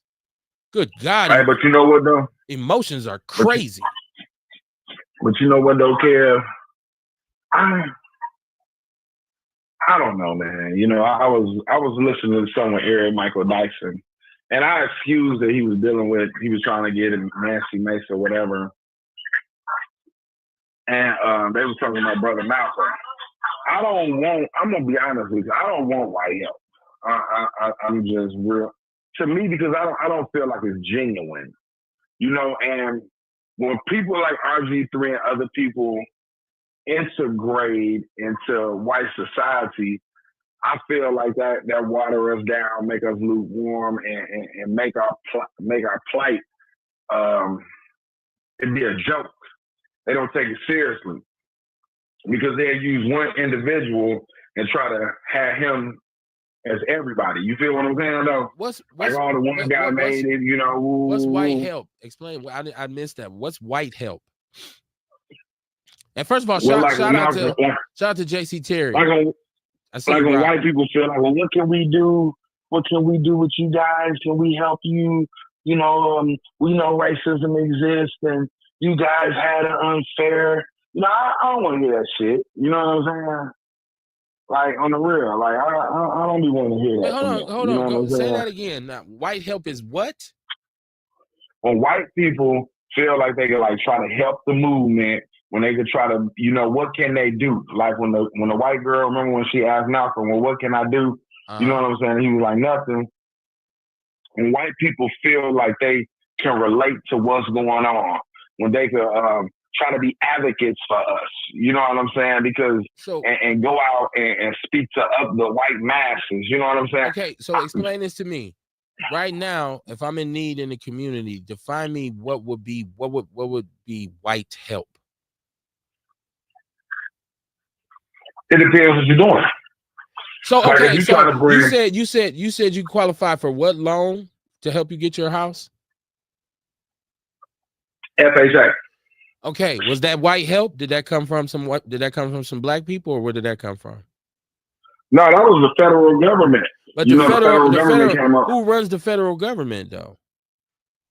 Yeah, but it wasn't meant for us though. You know what I'm saying? Okay, well, you said white help. Now also, I've heard you speak about social service programs and social programs like food stamps and Medicare. Right? Ain't all that white help? I wouldn't necessarily say that as white help. That was so. Then what would be the federal government? So what would be white help? Hold on, real quick. I'm munching on his burger. Right. Okay. Let me go to my chat room while he's munching on his burger. Right.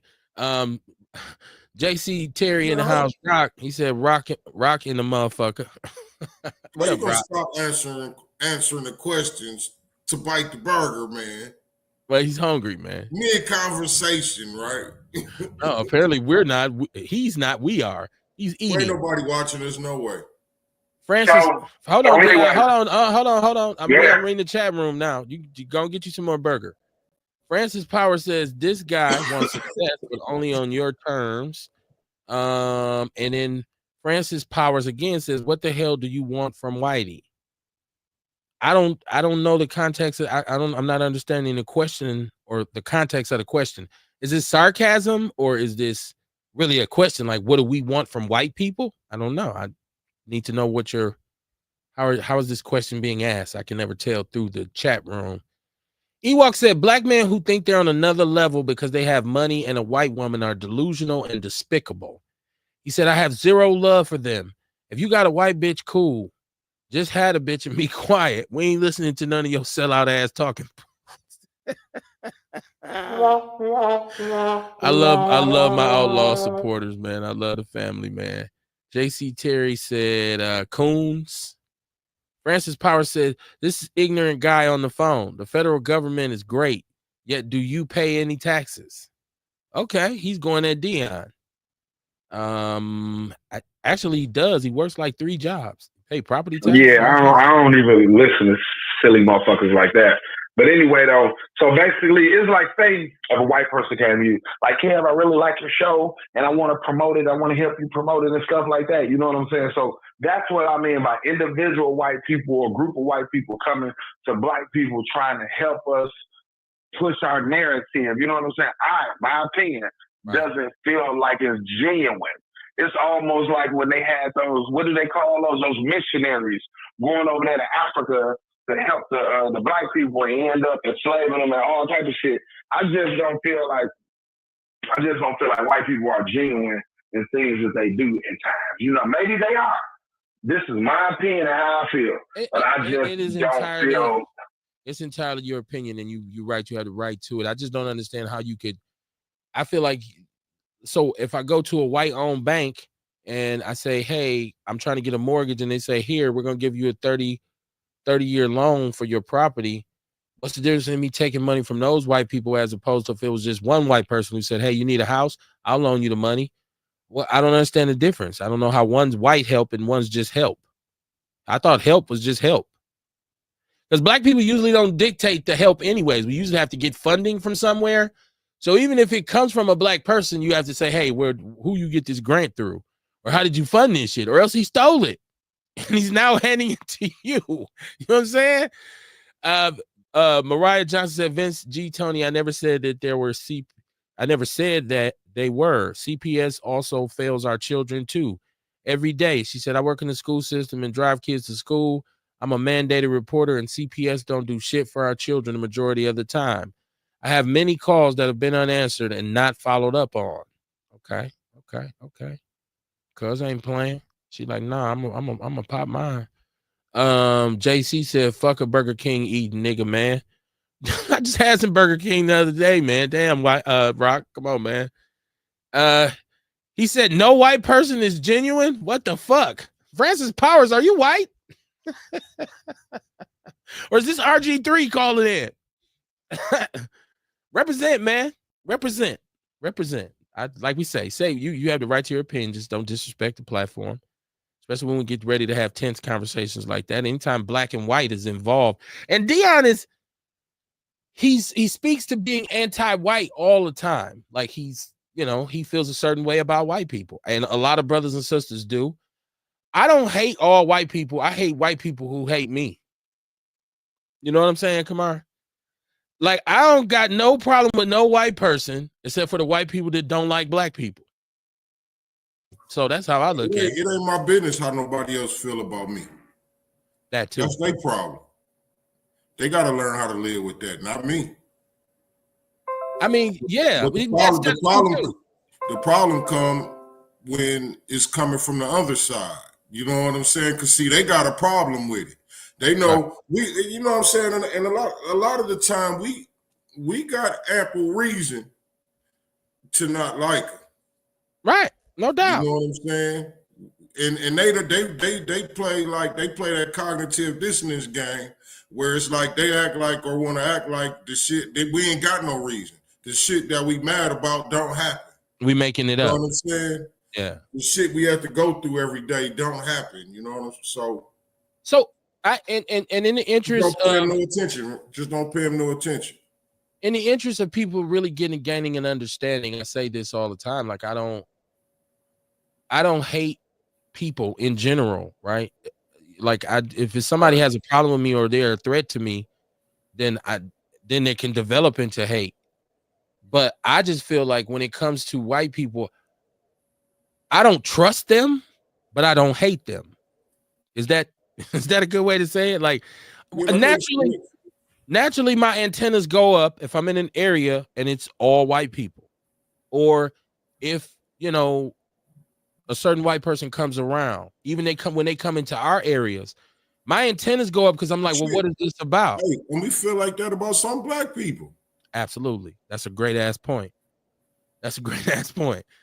Right? That's what I say. Like, I don't hate them. The black people cause us trauma too. Like a son bitch. You know what I'm saying? But see, it's just white people that want to act like the shit never happened. Or don't nothing still happen is what I'm saying. Like on a daily basis today. Like we don't turn the news on and see some bullshit every day. don't this go back to the South African thing where, oh, now it's bad. Now it's bad. Right. You know, they say ain't no fun when the rabbit got the gun. Oh, all these years apartheid was going on, and it was just like, hey, I don't remember no president, and maybe, you know, I guess immigration is kind of this thing where, but I don't remember a president directly saying to South Africans, hey, they're mistreating you. All y'all come over here and become citizens. Now, some of them migrated over here. Okay, so I guess people say, no, Kevin, that's not accurate. Well, the United States allowed to, but this was a bridge that was directly built by our white nationalist president. It's okay for y'all to know he's a white nationalist. If you don't understand that Trump, see, people say, he's racist, he did today. Well, he's a white nationalist. That's what he is.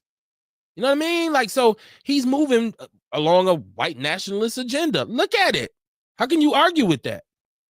Now, I'm gonna be honest with you. This is how I feel. My opinion. Now, you know who David Duke is. I know you know who David Duke is. I can't really recall. Now, I have to search the internet, but I can't never recall David Duke taking no pictures with no niggas. Donald Trump is pushing a white nationalist agenda with the Project 2025. He wasn't smart enough to do this on his own. This is not something that he's doing. If you read the manifesto, because that's what it is, the Project 2025, it speaks of that.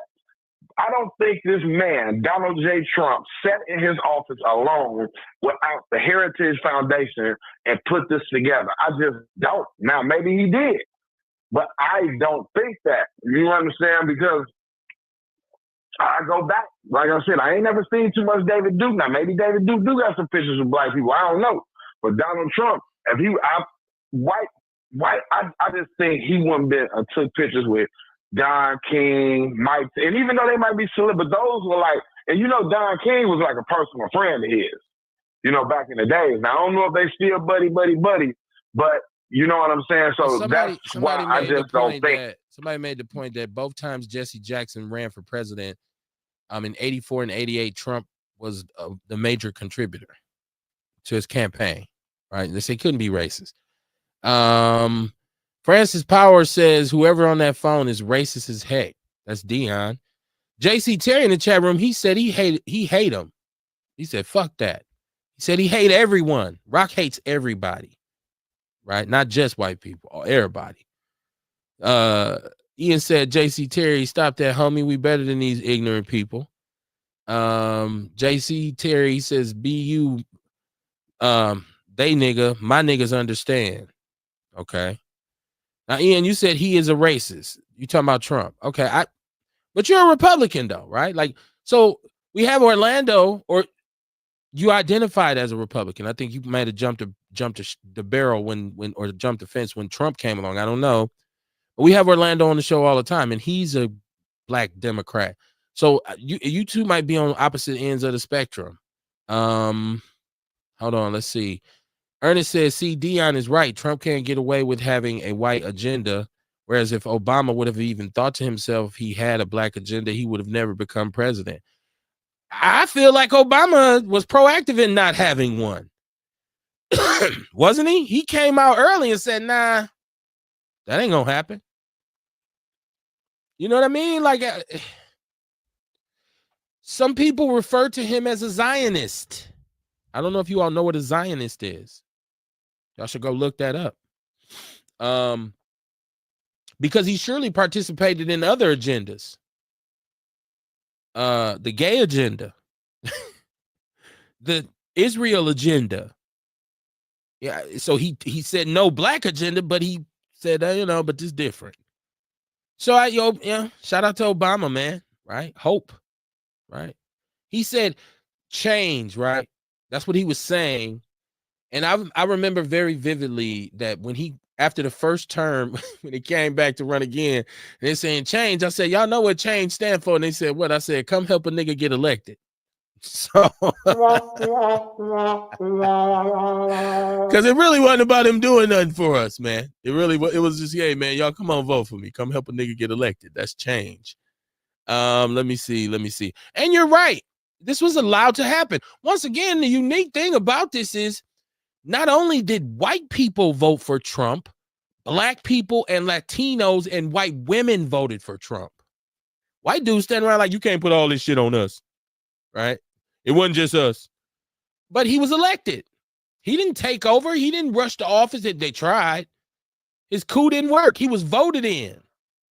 And y'all knew what the fuck happened last time he was the president. So America got to sit in this. However we can manage to maintain some sort of, what Kamar call it, balance for the next few years, we're going to have to sit in this. My mama say you pissed in the bed, you got to lay in it. Vince said Mariah Johnson CPS is systemic, built around removing children from homes, paying themselves like grant chasers. They too only want to get paid at the expense of our children and our families. Ian C. Jordan says Orlando is MAGA. Well, aren't they all Republicans, or is this like East Coast versus West Coast? I don't know. What is this about? She said, I would definitely like to continue with you in this conversation because how can we change that? The first person in the chat room to say change. Not really, but that's my cousin. So shout out to Mariah. See, she's asking the right question, Kamar. Like, okay, if it's systemic, there's a problem. What system in that, what part of that system in CPS needs changing? You know what I'm saying? Like, it has to be, we gotta look at micromanaging some of these things. Everybody hates micromanagement until people get involved in the situation that micromanagement is required. Because sometimes if you don't have micromanagement, there's no accountability, so things don't get done. Like MPS missing their deadline for their funding again. Again. With the DPI. With the state. Let me see. Ian said Harris was the better candidate. To me, she was. I didn't really get caught up in the whole partisan politic thing. We still don't. We are the party poopers. We don't. Republican, Democrat, the same bird to me. There's one blue, one red. They both the same, right? Like bluegills and crappies when you go fishing. He going home. We gonna put some cornmeal on him and fry him. No matter if he's a bluegill or a crappie. To me, it's the same fish. If you Kevin, scientifically, biologically, they're different. Well, not to me. You be happy when you catch either one. Don't let it be a catfish in the bucket with them. JC said, this. I keep saying JC. Rock. Slavery was legal. It should be illegal for niggas to be this dumb.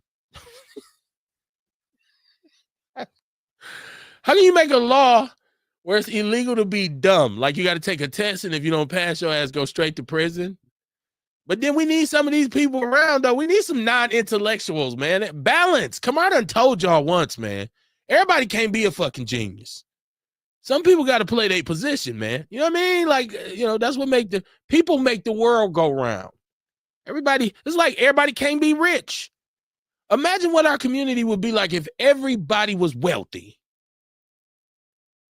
What would get done? Because what you'd have to do is bring in some people to do the work, and then they'd have to live in the community in order to be able to get to their jobs. So we still have people in the community who aren't rich. It's impossible. That's utopian. If y'all know what a utopia is, go look that up. I don't like to use words, and I'm not using them from the perspective that people don't know what they mean. I'm just saying, research the researcher. Don't take my word for it. He said East versus West. Okay. West Coast, East Coast, Democrat, Republican, MAGA. He said, Kev, that shit was simple. She was a better candidate. She had a better budget plan. She was more of a physical conservative than a Republican. Well, that's usually what happens too, is that there's a misnomer that black people, and I get it, we vote that way a lot of the times because of how things look. But most black people are conservative about a lot of shit. Who leans on their traditions more than us, Kamar? Why you do it like that? This is how we've always done it. Right? It's what my grandmama taught me how to do this. You know what I'm saying? Like we are, especially when it comes to crime, man, that whole narrative of we actually love and tolerate crime.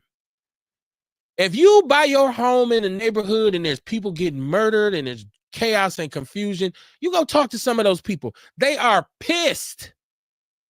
I spent a short time as a professional community organizer, and we would go into the neighborhoods and do what we call aldermanic walks.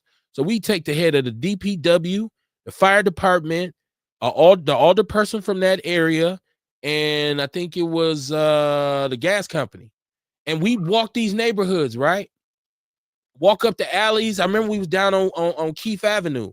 It was so funny because we walking, and you see these doors just closing, windows closing, people yelling out, "Motherfucking police, nigga!" It was crazy. But the people who owned their homes they couldn't wait. See them kids, see that house right there? It's a bunch of them. They be over there all night long selling them drugs. They was telling like a son bitch, Kamar. So it's a misnomer that we sit in our community just jovial with all the dysfunction. Oh, this is cool. Hey, man, why don't you go steal something so I can make a rap song about it? That's a misnomer. A lot of black people are conservative. We are forced to be liberal about some shit because the court system and the justice system has failed us. So some shit we look at like that's a bullshit law, right? Some things we look at now, we need to be a little bit more liberal about that because they've used conservatism to keep their foot on our necks for a long time. Don't you understand that?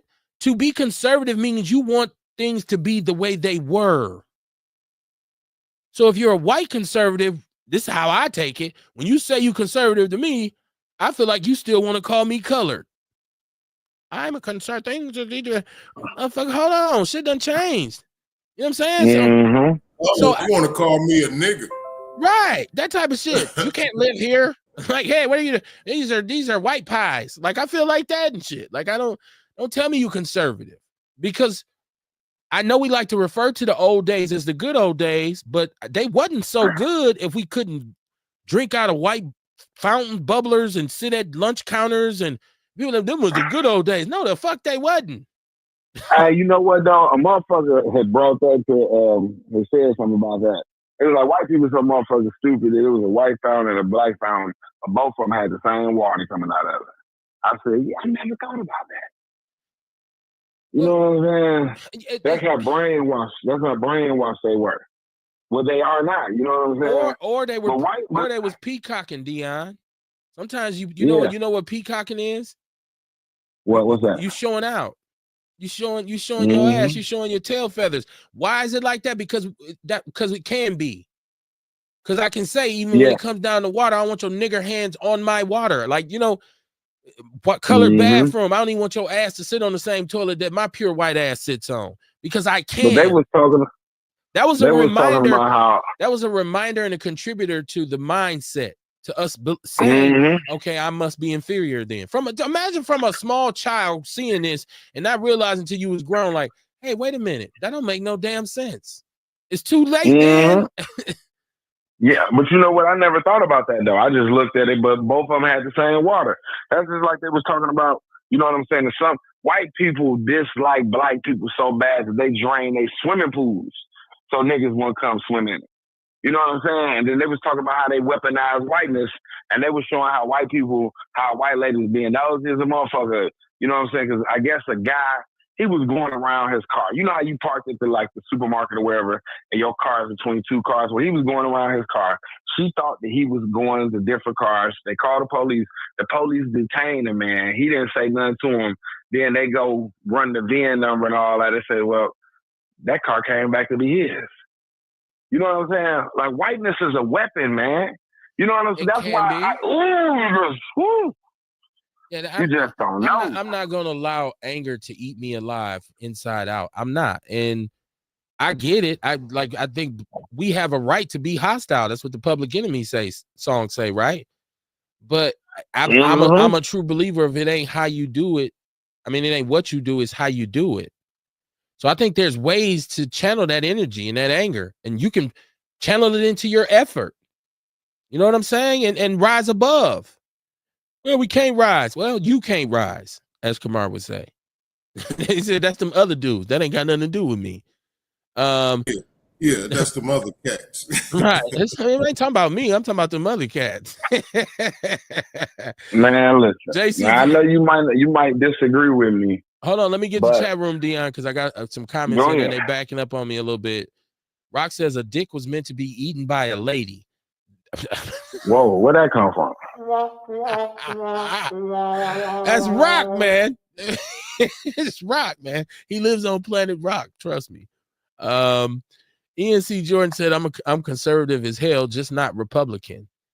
You always say I'm Republican, Elo. I do, man. That's my fault. That's my fault, Ian. Because when you say conservative to me, you know, like I feel like, because, okay, like I said, a lot of us have some conservative views, but we don't identify ourselves as quote unquote conservatives.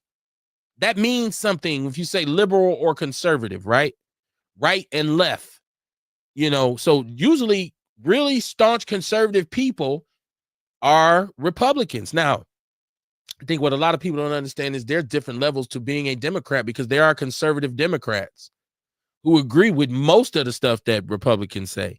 There's moderate Democrats, right? There's the left as they define it. So yeah, that's my fault. So you're not a Republican, you're just conservative. I get it. My bad. He said she was leaps. He's talking about Kamala. She was leaps and bounds above Trump. Rock said it's the rule, not the order. Okay. This is Vince once again. He says, Vince Tony, he says, Mariah Johnson, I agree with you. This is a conversation that needs to be continued in our community. In as much without dysfunction families, there would be no need, dysfunctional families, there would be no need for CPS or all these community service organizations that have not made a difference in our village. Unfortunately, they require a continuous flow of dysfunctional families and children to continue getting paid. Okay. Yeah, we ain't gonna never run out of business on that. And it ain't all just black people either. Let's keep that true. CPS takes white kids too. They take Latino kids. They take CPS is kid takers. They will do that. They will do that to you. Absolutely. Let me see. JC Terry said, I attack motherfuckers. Calm down, Rock. He said, this is Ian. He said, I got a crazy story about a white woman going after me, filing a false police report. Mariah Johnson, she said, Vince Tony, I agree. We got a caller online. Caller, what's your name? Where you calling from? This is Ian C. Jordan. What's up, homie? What up, Ian? Did you change your number? You got a Wisconsin number again? Because last time I thought you was out of state. No, I'm out of state, but this ever.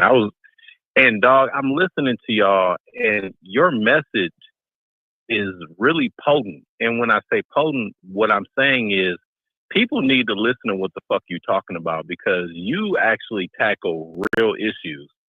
And it bothers me so much when you say certain things and then people push against it. When to me, when I'm listening, it really, dog, is just common sense. A lot of shit you saying just makes a lot of sense. And I don't get why you get some pushback. And you got to clear one thing up for me, dog.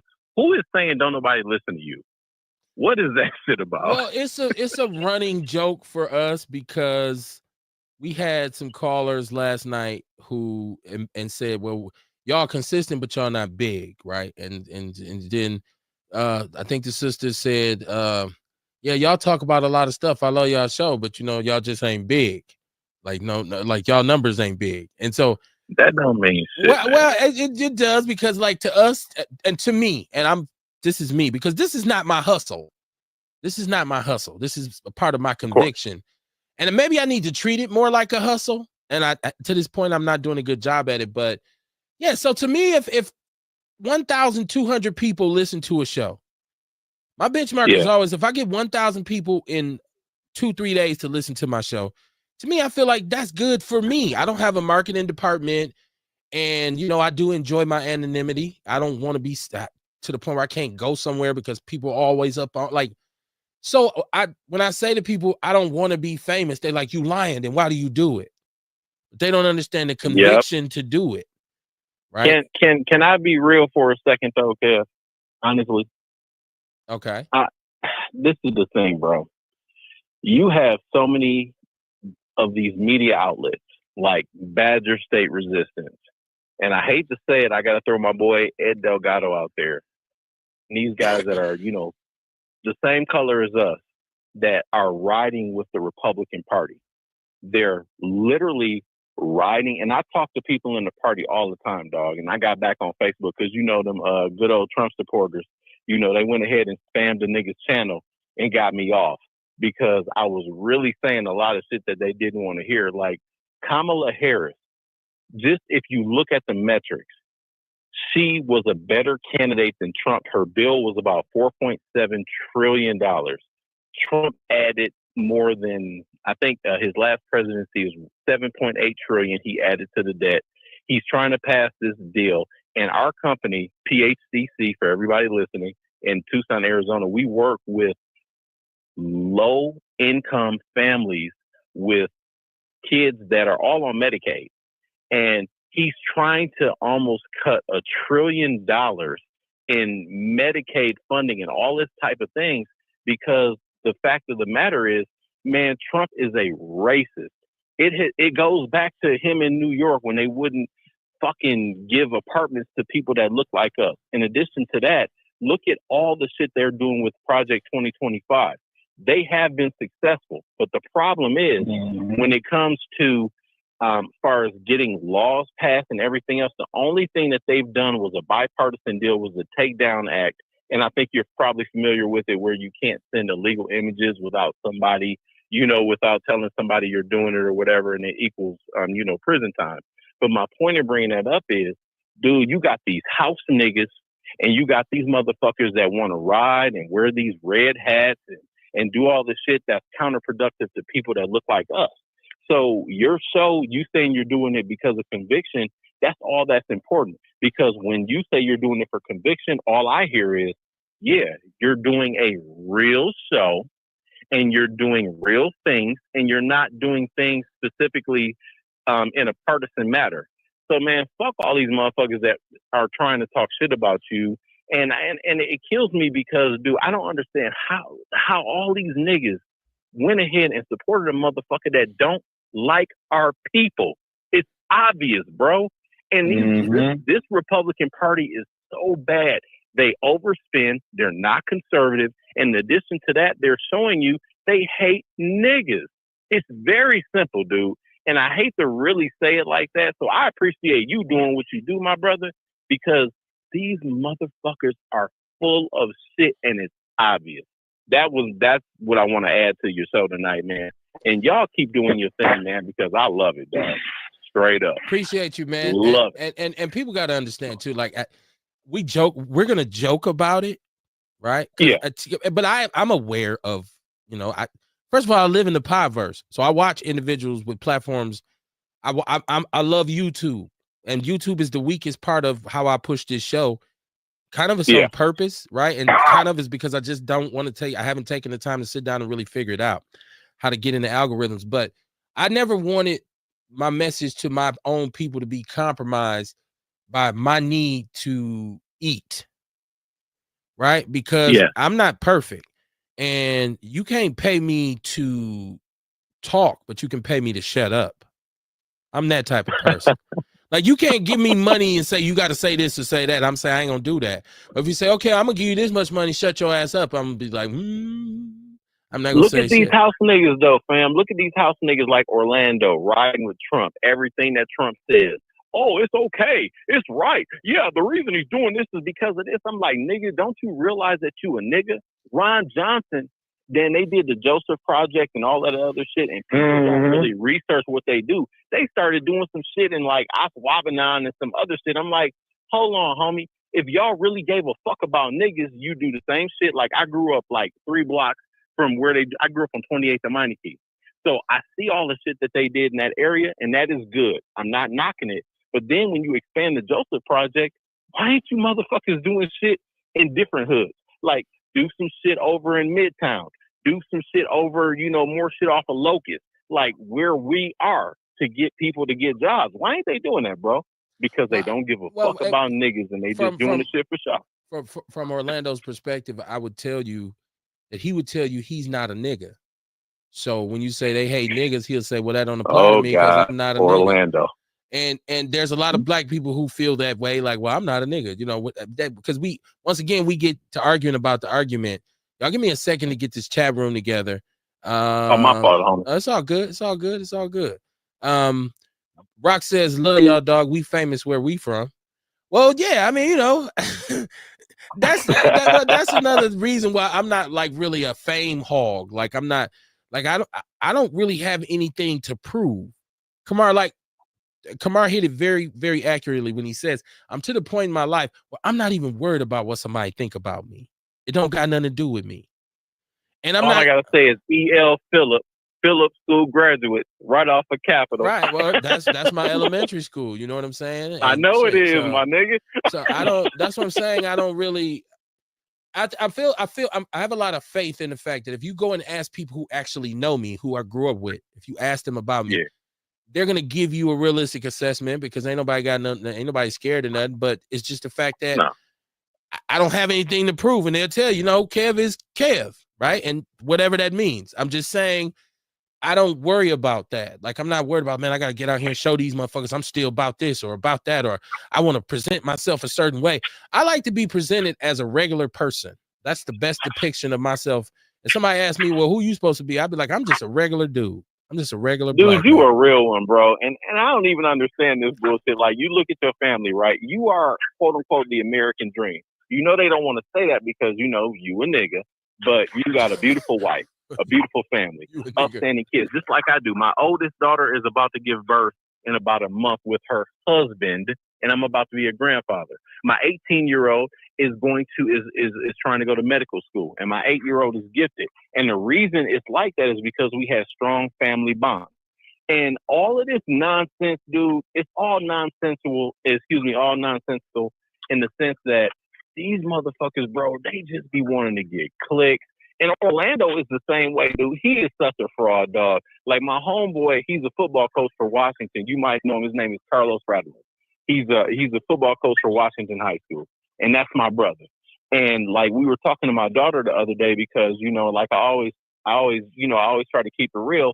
We were part of a subculture for many years, and he was breaking down to my daughter that no matter where you come from, you can go ahead and you can still achieve no matter what happens, no matter where you grew up, no matter any of that other stuff. So yeah, man, all them people saying stuff about y'all, man, your show is actually one of the best on the internet. And I don't understand why anybody would say something negative. We don't get negative. Like it wasn't. Kamar and myself have kind of turned this into like it's funny because it's funny, right? Like so we don't. Like, everybody on this show, my brother. This man got his beautiful children. He takes care of his business. He's a responsible, contributing citizen. Yeah. Most of the cats in the chat room have raised their families and raised their children. Like I always say when a woman says, oh, what do you do to tell your homeboys who don't raise their kids? I'm like, I don't got no homeboys who didn't raise their kids. And I would say this even more so. The fact that brothers have wives or have, their woman and their family and they're raising their children, that don't make you spectacular. That's what you're supposed to do. I'm not looking for no medal or nobody say Kev a real one because he raised his kids. Kev's a father. That's it. You shouldn't be looking for. Hey, you shouldn't be looking for a pat on the back for nothing that you're doing. You shouldn't be looking for a pat on the back for nothing that you're doing, whether it's in your house or in your community, whatever it is. You know what I mean? You're doing it because you're supposed to do it.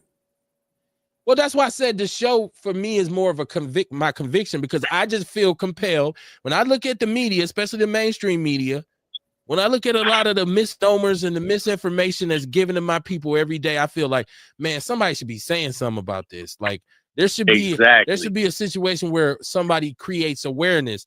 But I know also that that's not mainstream shit. That's never been something for a black person to go into if they really wanted the mainstream crossover fame. Don't nobody want to hear that. No, nobody wants to hear. I told you. Listen, years ago, man, when I think at first I kind of wanted to reap, the benefits of what I was doing. And I was trying to find all these people, trying to put together a team. And I met this young lady, and I'm not going to say her name, but she promoted herself as a what do you call it? The person, publicist. And so she's like, oh, I'm just going to listen to the show. I'm going to give you some opinions about what you should do and how you should make adjustments because we want to get sponsorships and we want to bring people in and all this. And she said, the first problem with you is don't nobody want to hear that black power shit. Nope. She said, ain't going to be no fucking revolution. Y'all better try to find some evolution. I said, damn, don't nobody want to hear that black? And she was black. That's what she told me. She said, oh, that shit you talking. She right though. She want to hear you say, fuck MAGA and anybody that's not a Republican because you black. You know what I'm saying? She wants you to be a Democrat. Well, she wanted me to steer away from politics altogether and be like, no, talk about. Oh, she right about that though. I'm not saying you should. I'm just saying, yeah, she right about that. She was entirely correct. She couldn't sell what I gave her. And she was saying, you have the ability to do it the other way. So my thing is, if you want to really make it in this and really take off, are you willing to make these changes? And I said, nah, that's not really where I want to go. I don't want to build a castle on sand. So because you ain't a house nigga. Well, I mean, I just like I would feel a certain kind of way if I made a lot of money off selling my people something that was kind of progressive. And so you don't want to be Candace Owens. That's what you saying. I don't know. No, not at all. Like, you're a fraud, bro. She's such a fraud. Did you notice? You noticed that lately she's been trying to kind of get back in. And I don't even watch her. I don't even watch her. I'm.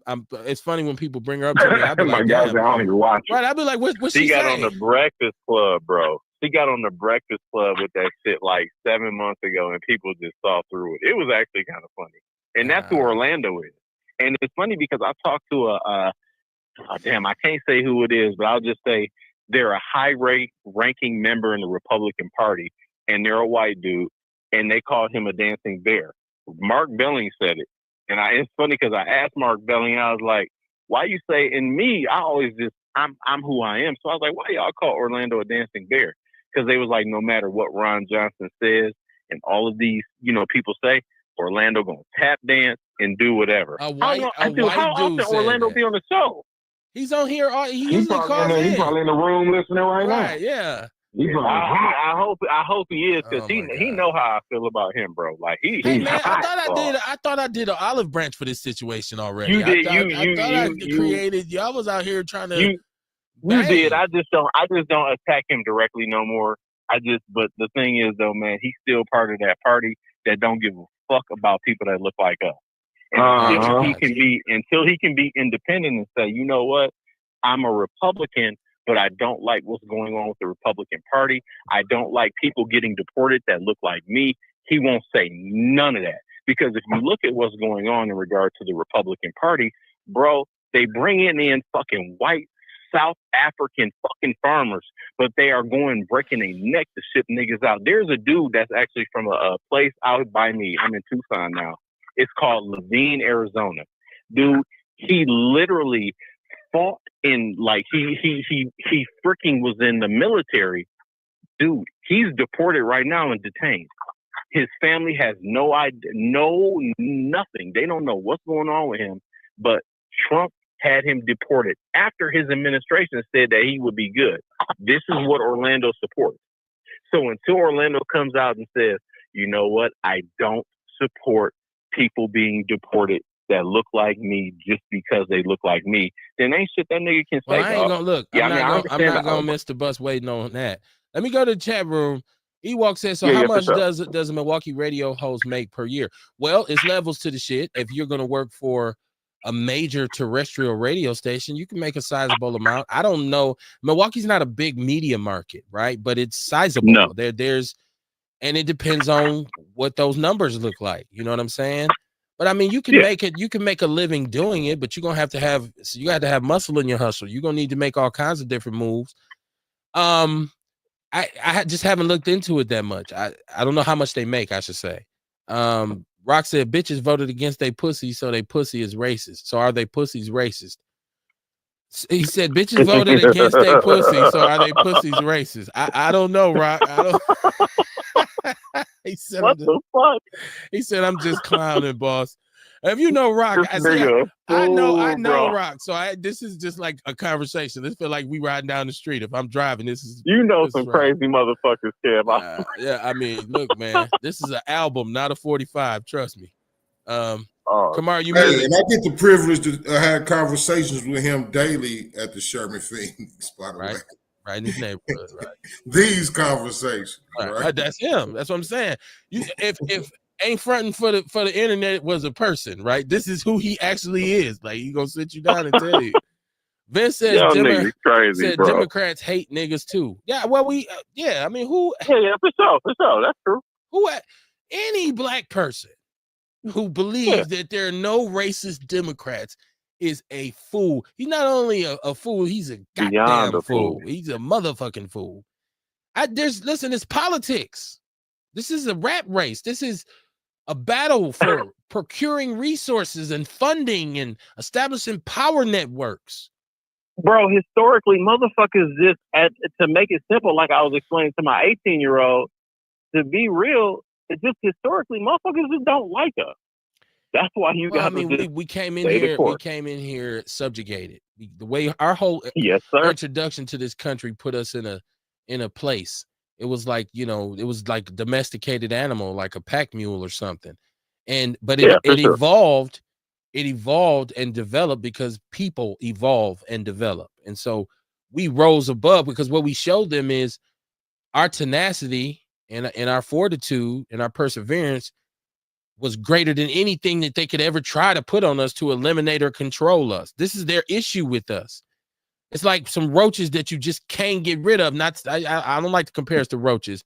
I know what you're saying. I'm just saying we survivors. That's their attitude. Like, fuck niggers. Like, damn it. Like, even you use. We can't get rid of these fucking monkeys. Why do they keep existing? You've used firearms. You use legislation. Alcohol. You've used explosives. You've used substances. You've written literature. You've used movies, music, culture, everything you can that could even function as propaganda. You've tried to do that, but not only could you not get rid of us, you couldn't survive without us, because we fought in every major military conflict. Our contribution to your economy is staggering, whether you want to admit it or not.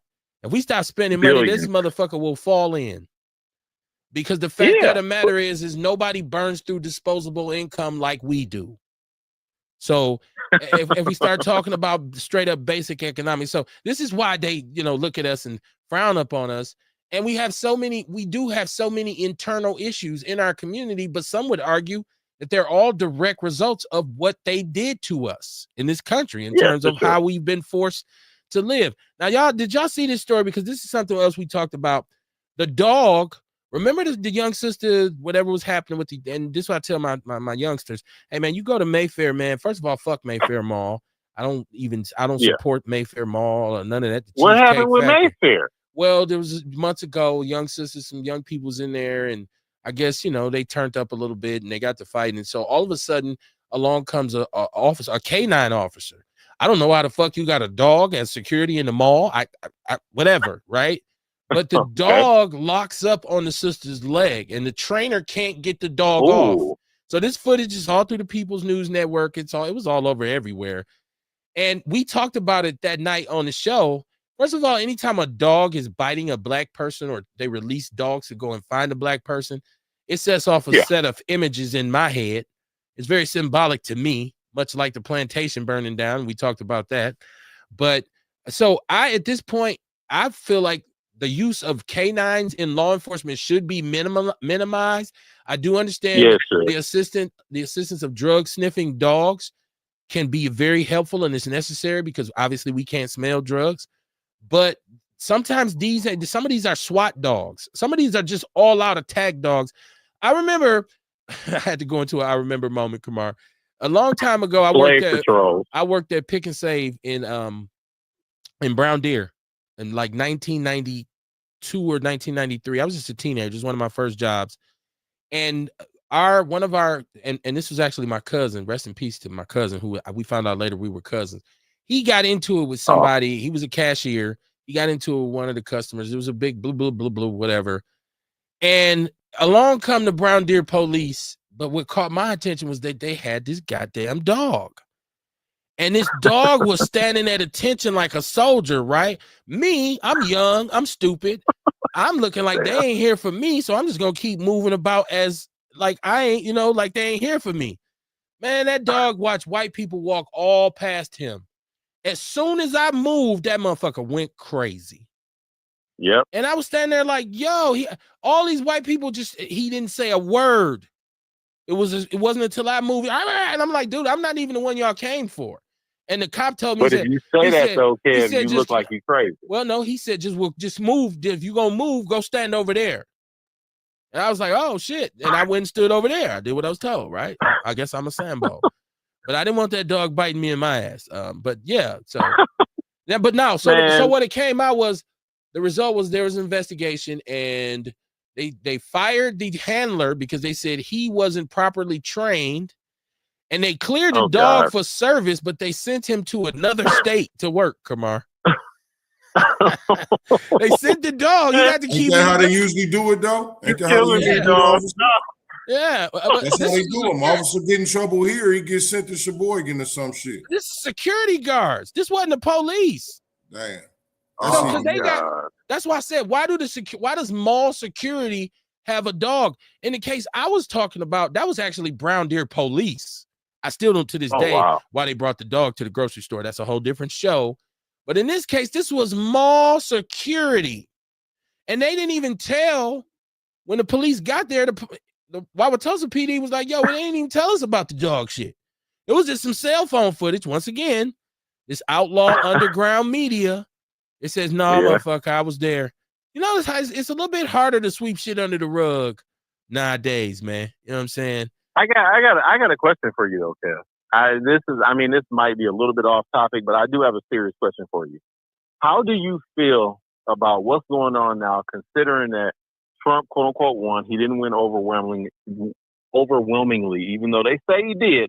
How do you feel about the fact that he can't get anything passed without an executive order? Do you feel that his presidency is a failure thus far within, I think it's been, 130 days or something like that? What do you think? So, first of all, we knew what he was going to do. He said what he was going to do. Mm-hmm. I don't need for people to be trying to act brand new now. Like, oh my God, he told you. They are acting like that, though. Well, they are, but it's front. Preach. It's front. So, Preach. Secondly, just like the people made the mess, I think the people need to clean it up.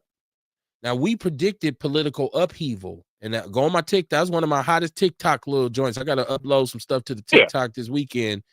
But that was when we said the political upheaval, because there's still one thing he didn't really knock down, even though he's working the Supreme Court, but we still have laws. There's still legal processes in this country, right? And I said it was going to be up to these judges to take a stand against a lot of the things he's doing. Now we got midterm elections coming up. It's time for us to vet the candidates. It's important that we try to undo the majority that they have in the House.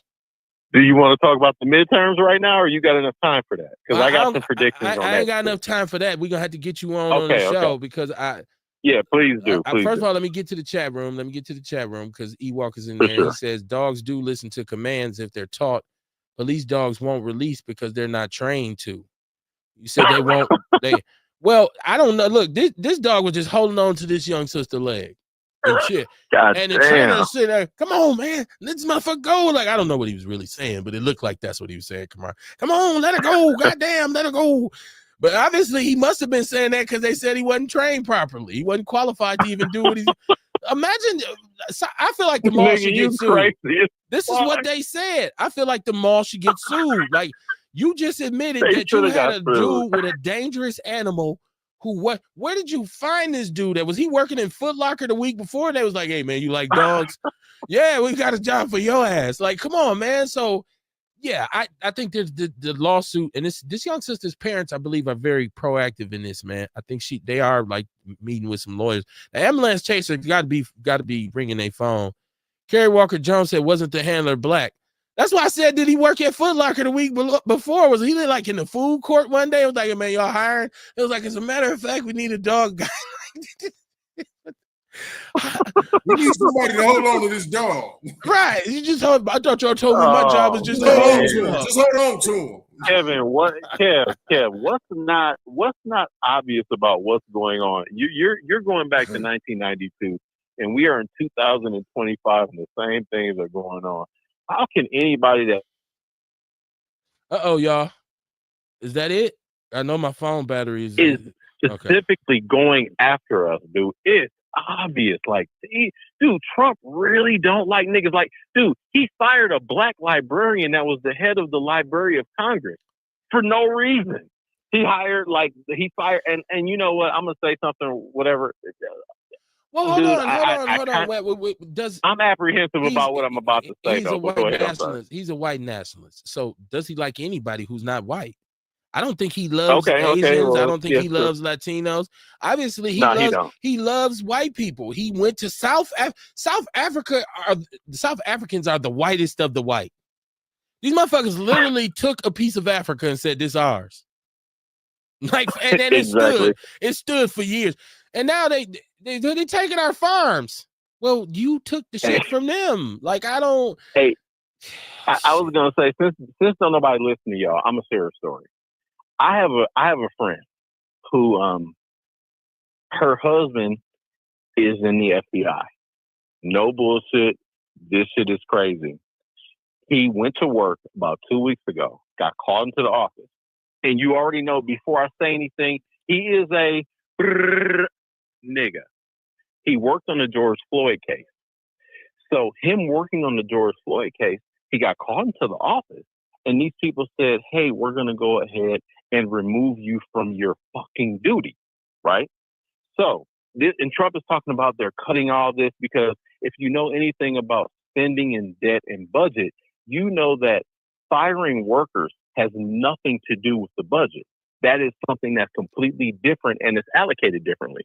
But dude, I have a friend, and I have 3 other friends also, that literally got fired because they're civil rights agents with the FBI.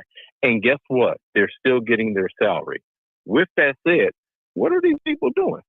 And it's crazy. And I'll talk to you, Kev. We can talk, off air, and I can give you specifics. But bro, this dude, I'm seeing it personally. He literally is just firing people of color just because. What's changed? At what point during our existence here was it ever all good for us? More often than not, like people say the president is racist. Well, I got bad news for you. Damn near every president we've ever had has been racist. Oh yeah, Biden too. Yeah, let that marinate. Like, let's just think about, and we just start going down the line, right? Like most, I ain't gonna say I'm all of them. Not all of them. But I would say 95% of the presidents we've had in this country were racists, including don't like niggas, including everybody's hero, Abraham Lincoln. Yes, please he was. Stop to the great emancipator. In his own words, he said, I have no love for them. I don't care about them. He did say that. I don't care about slavery. I'm trying to save this goddamn country. Fuck them. He didn't say it like that. Okay. I just put a spin on it, but you're right. Though. He has an entire speech where he lays out the fact that he's not really a fan of us. He's not really dumb. Like, I ain't really no nigga lover or nothing. I'm just trying to save the country. But people, this is great mess. And more importantly, he freed the slaves in areas he didn't control. So he wasn't over the Confederacy. He said, I free all the slaves in the Confederacy. You know what that really meant? That meant he didn't free anybody. You didn't have it wasn't your call. Let me get to the chat room. Let me see. Dre Day's in the chat room. He said he must have told him he was a pit bull trainer. He's not even a good pit bull trainer. God damn.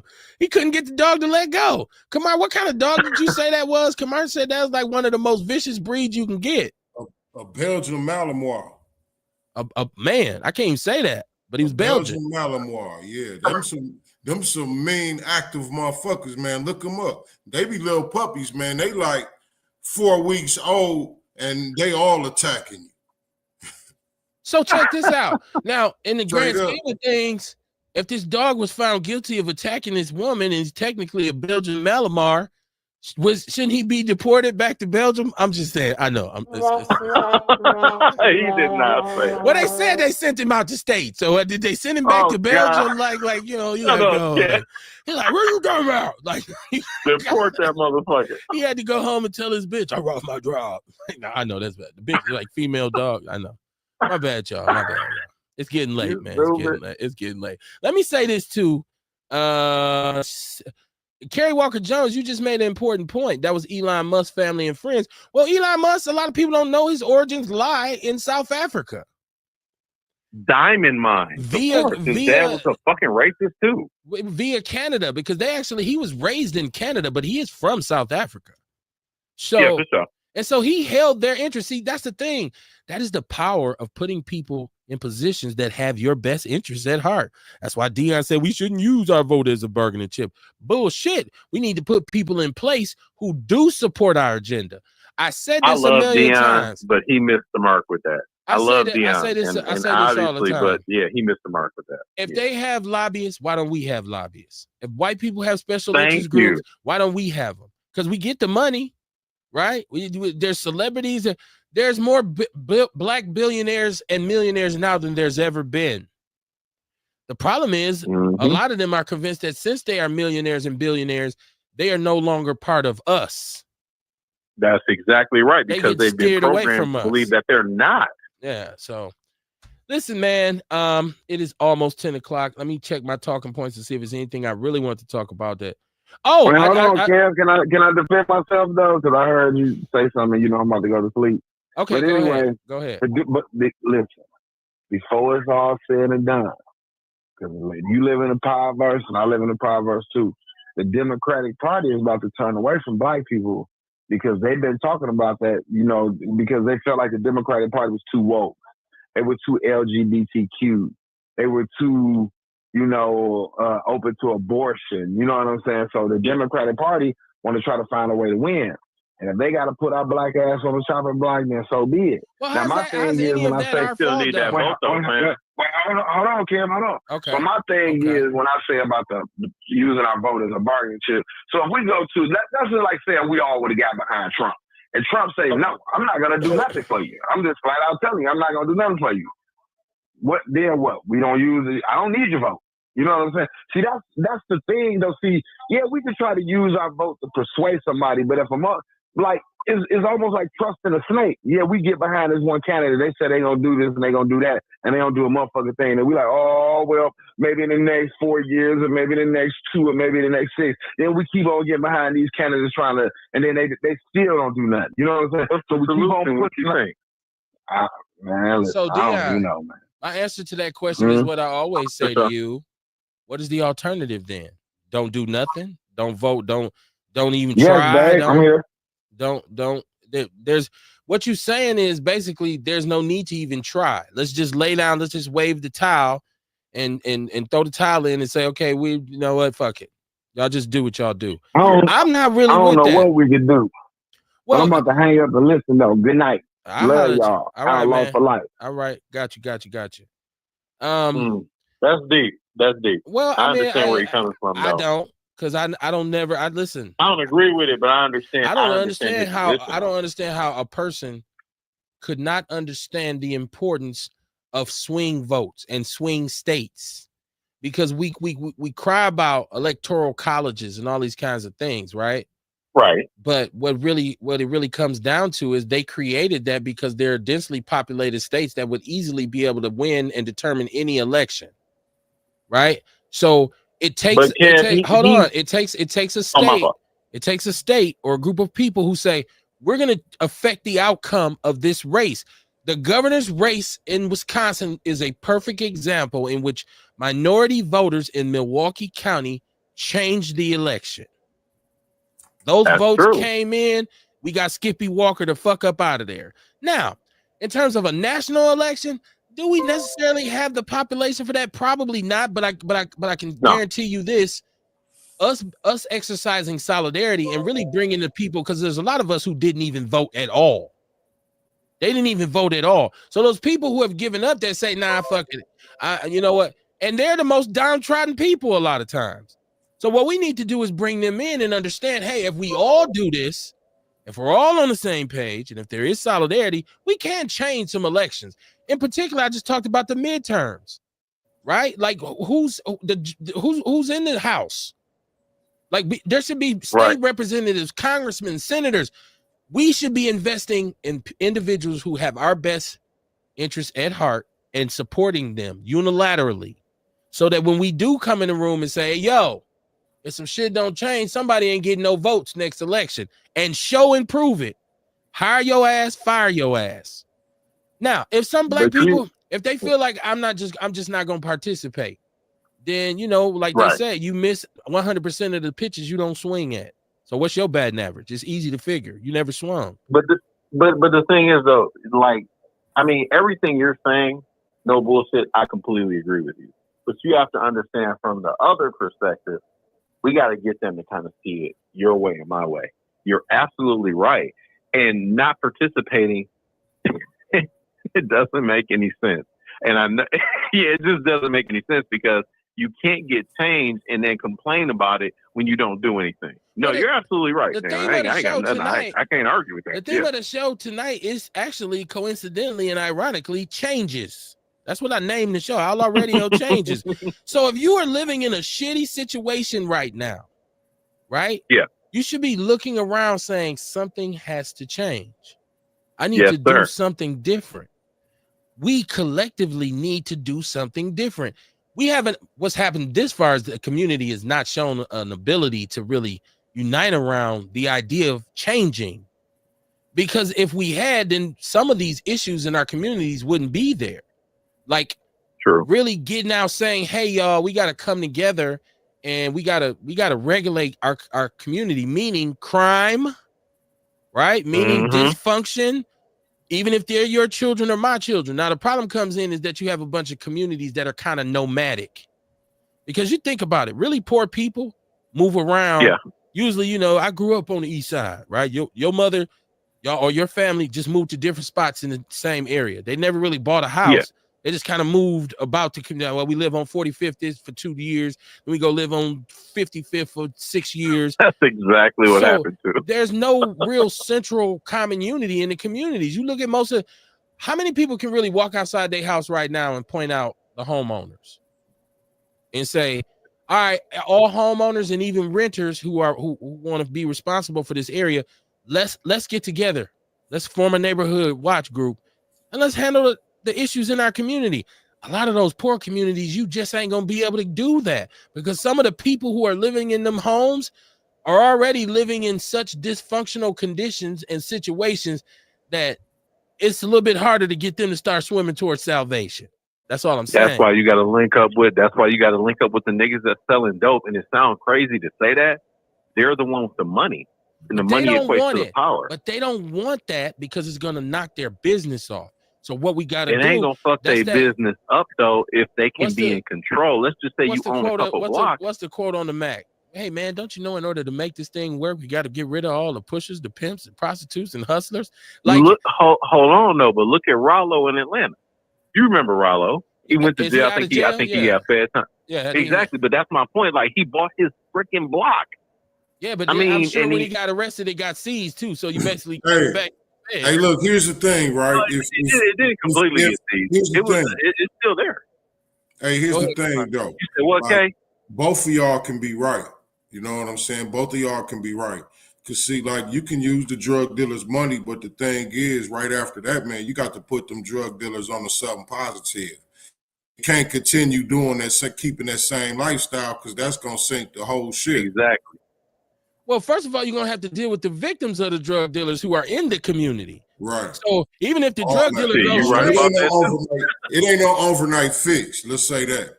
Yeah, because even if the drug dealer goes straight, the path of destruction is already laid, right? Like he could come back and say, I want to use my money for positive now, but you've created addicts, which means they're not going to be motivated. So I see you clean. Now, you know what? I'm going to stop smoking crack. No, you're going to be looking at you ain't wrong, brother. You ain't wrong, Kev. You're absolutely right in the face. You're going to be looking at beasts right in the face. I hear you, Kamar, going to these brothers, and maybe the key is going to them while they are still in that life saying, hey, let's transition. Right? Don't think, because once you do something positive, the law ain't finna let you lay that down. Oh, motherfucker, you done now? You muted, Kamar. You muted. Hey, look, most brothers would rather do something positive for their money. They just don't know what to do. You know what I mean? And if you could provide an option, you know what I mean, to suffice the money they're gonna lose out here on the streets, they could do it. Now, sure enough, you're going to have some young people out here that's going to pick up the slack. But you know what I mean? The objective is to start reaching back, you know what I mean, and start redirecting those younger and younger just like they being affected younger and younger getting into the game. So you saying reduce the customers, the potential customers, and they'll go out of business anyways? Well, I'm just talking about, I ain't even focusing on the customers. I'm focusing on the potential dealer, the kids growing up. Let's figure out a way how to provide options. Show them ways early on how to get some money or how to do something legal. You know what I mean? It ain't no age limit on the stock market, is it? You know what I mean? It's like, No, not at all. I believe not it's at all. different. What I'm saying is, what I'm saying is, it's different stuff that we could teach the, you know what I'm saying, that could possibly redirect them if only we knew better. So, you know what I mean? We got to start where we can. So I was going to say, just to add really quick, this is what my family did. Like, we grew up in Milwaukee, whatever, you know, we didn't make the best choices. But my little sister, who's the executive director for our company now and who has another business, we made sure she went to college. We made sure my oldest daughter went to college, because Malcolm X said one thing that is just that resonates to this day. The more educated you are, not necessarily college or anything else, but the more intelligent you are, the higher your level of success will be. Now, my kids ain't never have to go through the shit that all three of us on this fucking call then went through. You know, the shit that we've seen, my kids ain't never seen that. My son would be considered, by how we grew up, my son would be considered an L7. They'd be like, man, that little nigga is square. He talk white. He's smart. His grades are good. My daughters are the same way. So the foundation that we laid, you take the money that you have, and if you have anything, you go ahead, you set it aside. Hey, my sister's name is Aisha. Aisha, we're gonna make sure you go to college. Raven, we're gonna make sure you go to college. Glenn, that's my little brother. We're gonna make sure you go to college. Now they're in a position where our family is no longer involved in that.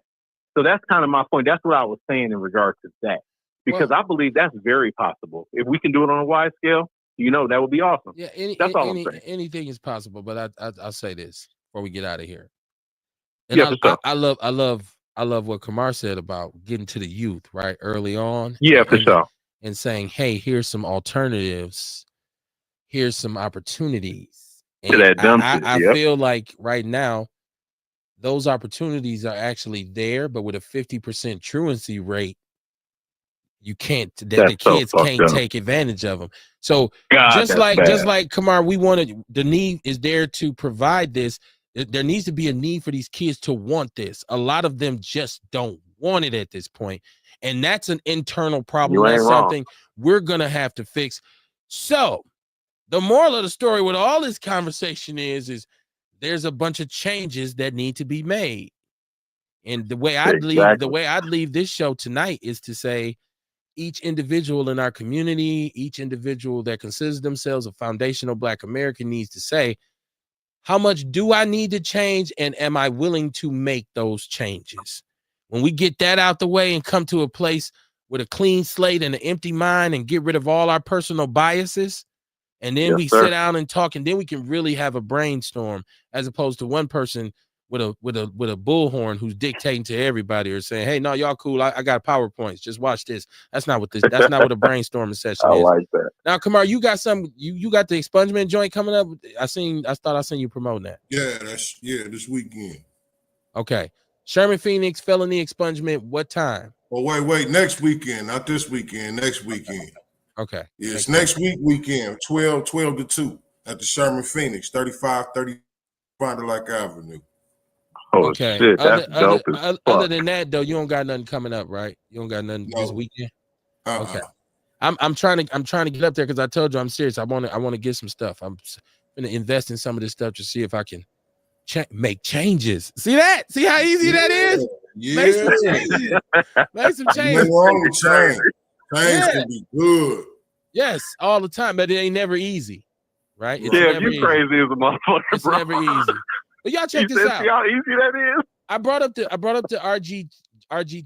RG3 thing and Ryan Clark thing because I'm really paying more attention to, you know, I hear Black women saying we the most unprotected, and I hear brothers say they blame everything on us, and everybody has a, you know, valid qualm or quarrel, but I feel like all that should add up to the fact that we find and make it a priority for us to stick together. Because we keep talking about black solidarity, but it ain't gonna happen unless the black man and the black woman really get together and get on one accord and get on the same page.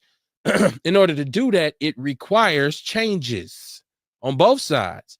Sometimes you have to let go of the shit you've been through. Because of those things, you come in jaded already. So a lot of people who have been through negative relationships, and this is why I understand that they've been mistreated by people. So we talked about this with white people. We've been mistreated.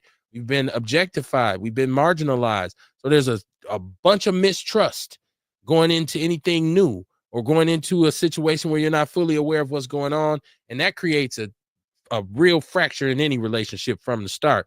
It's a crack in the foundation. Sure. So what we really got to do when we look at this, we shouldn't be ashamed to say to a black man who has a preference for white women, he should not be allowed to criticize black women, and vice versa. You shouldn't be criticizing black women anyway. If it's a brother who loves white women and that's what he's done his whole life, or if it's a sister who loves white men and that's what she's done and that's her preference, and she should not be allowed without some criticism to criticize black men. It's okay for us to say, hey, we love each other. See, this is what the ideology of nationalism is all about.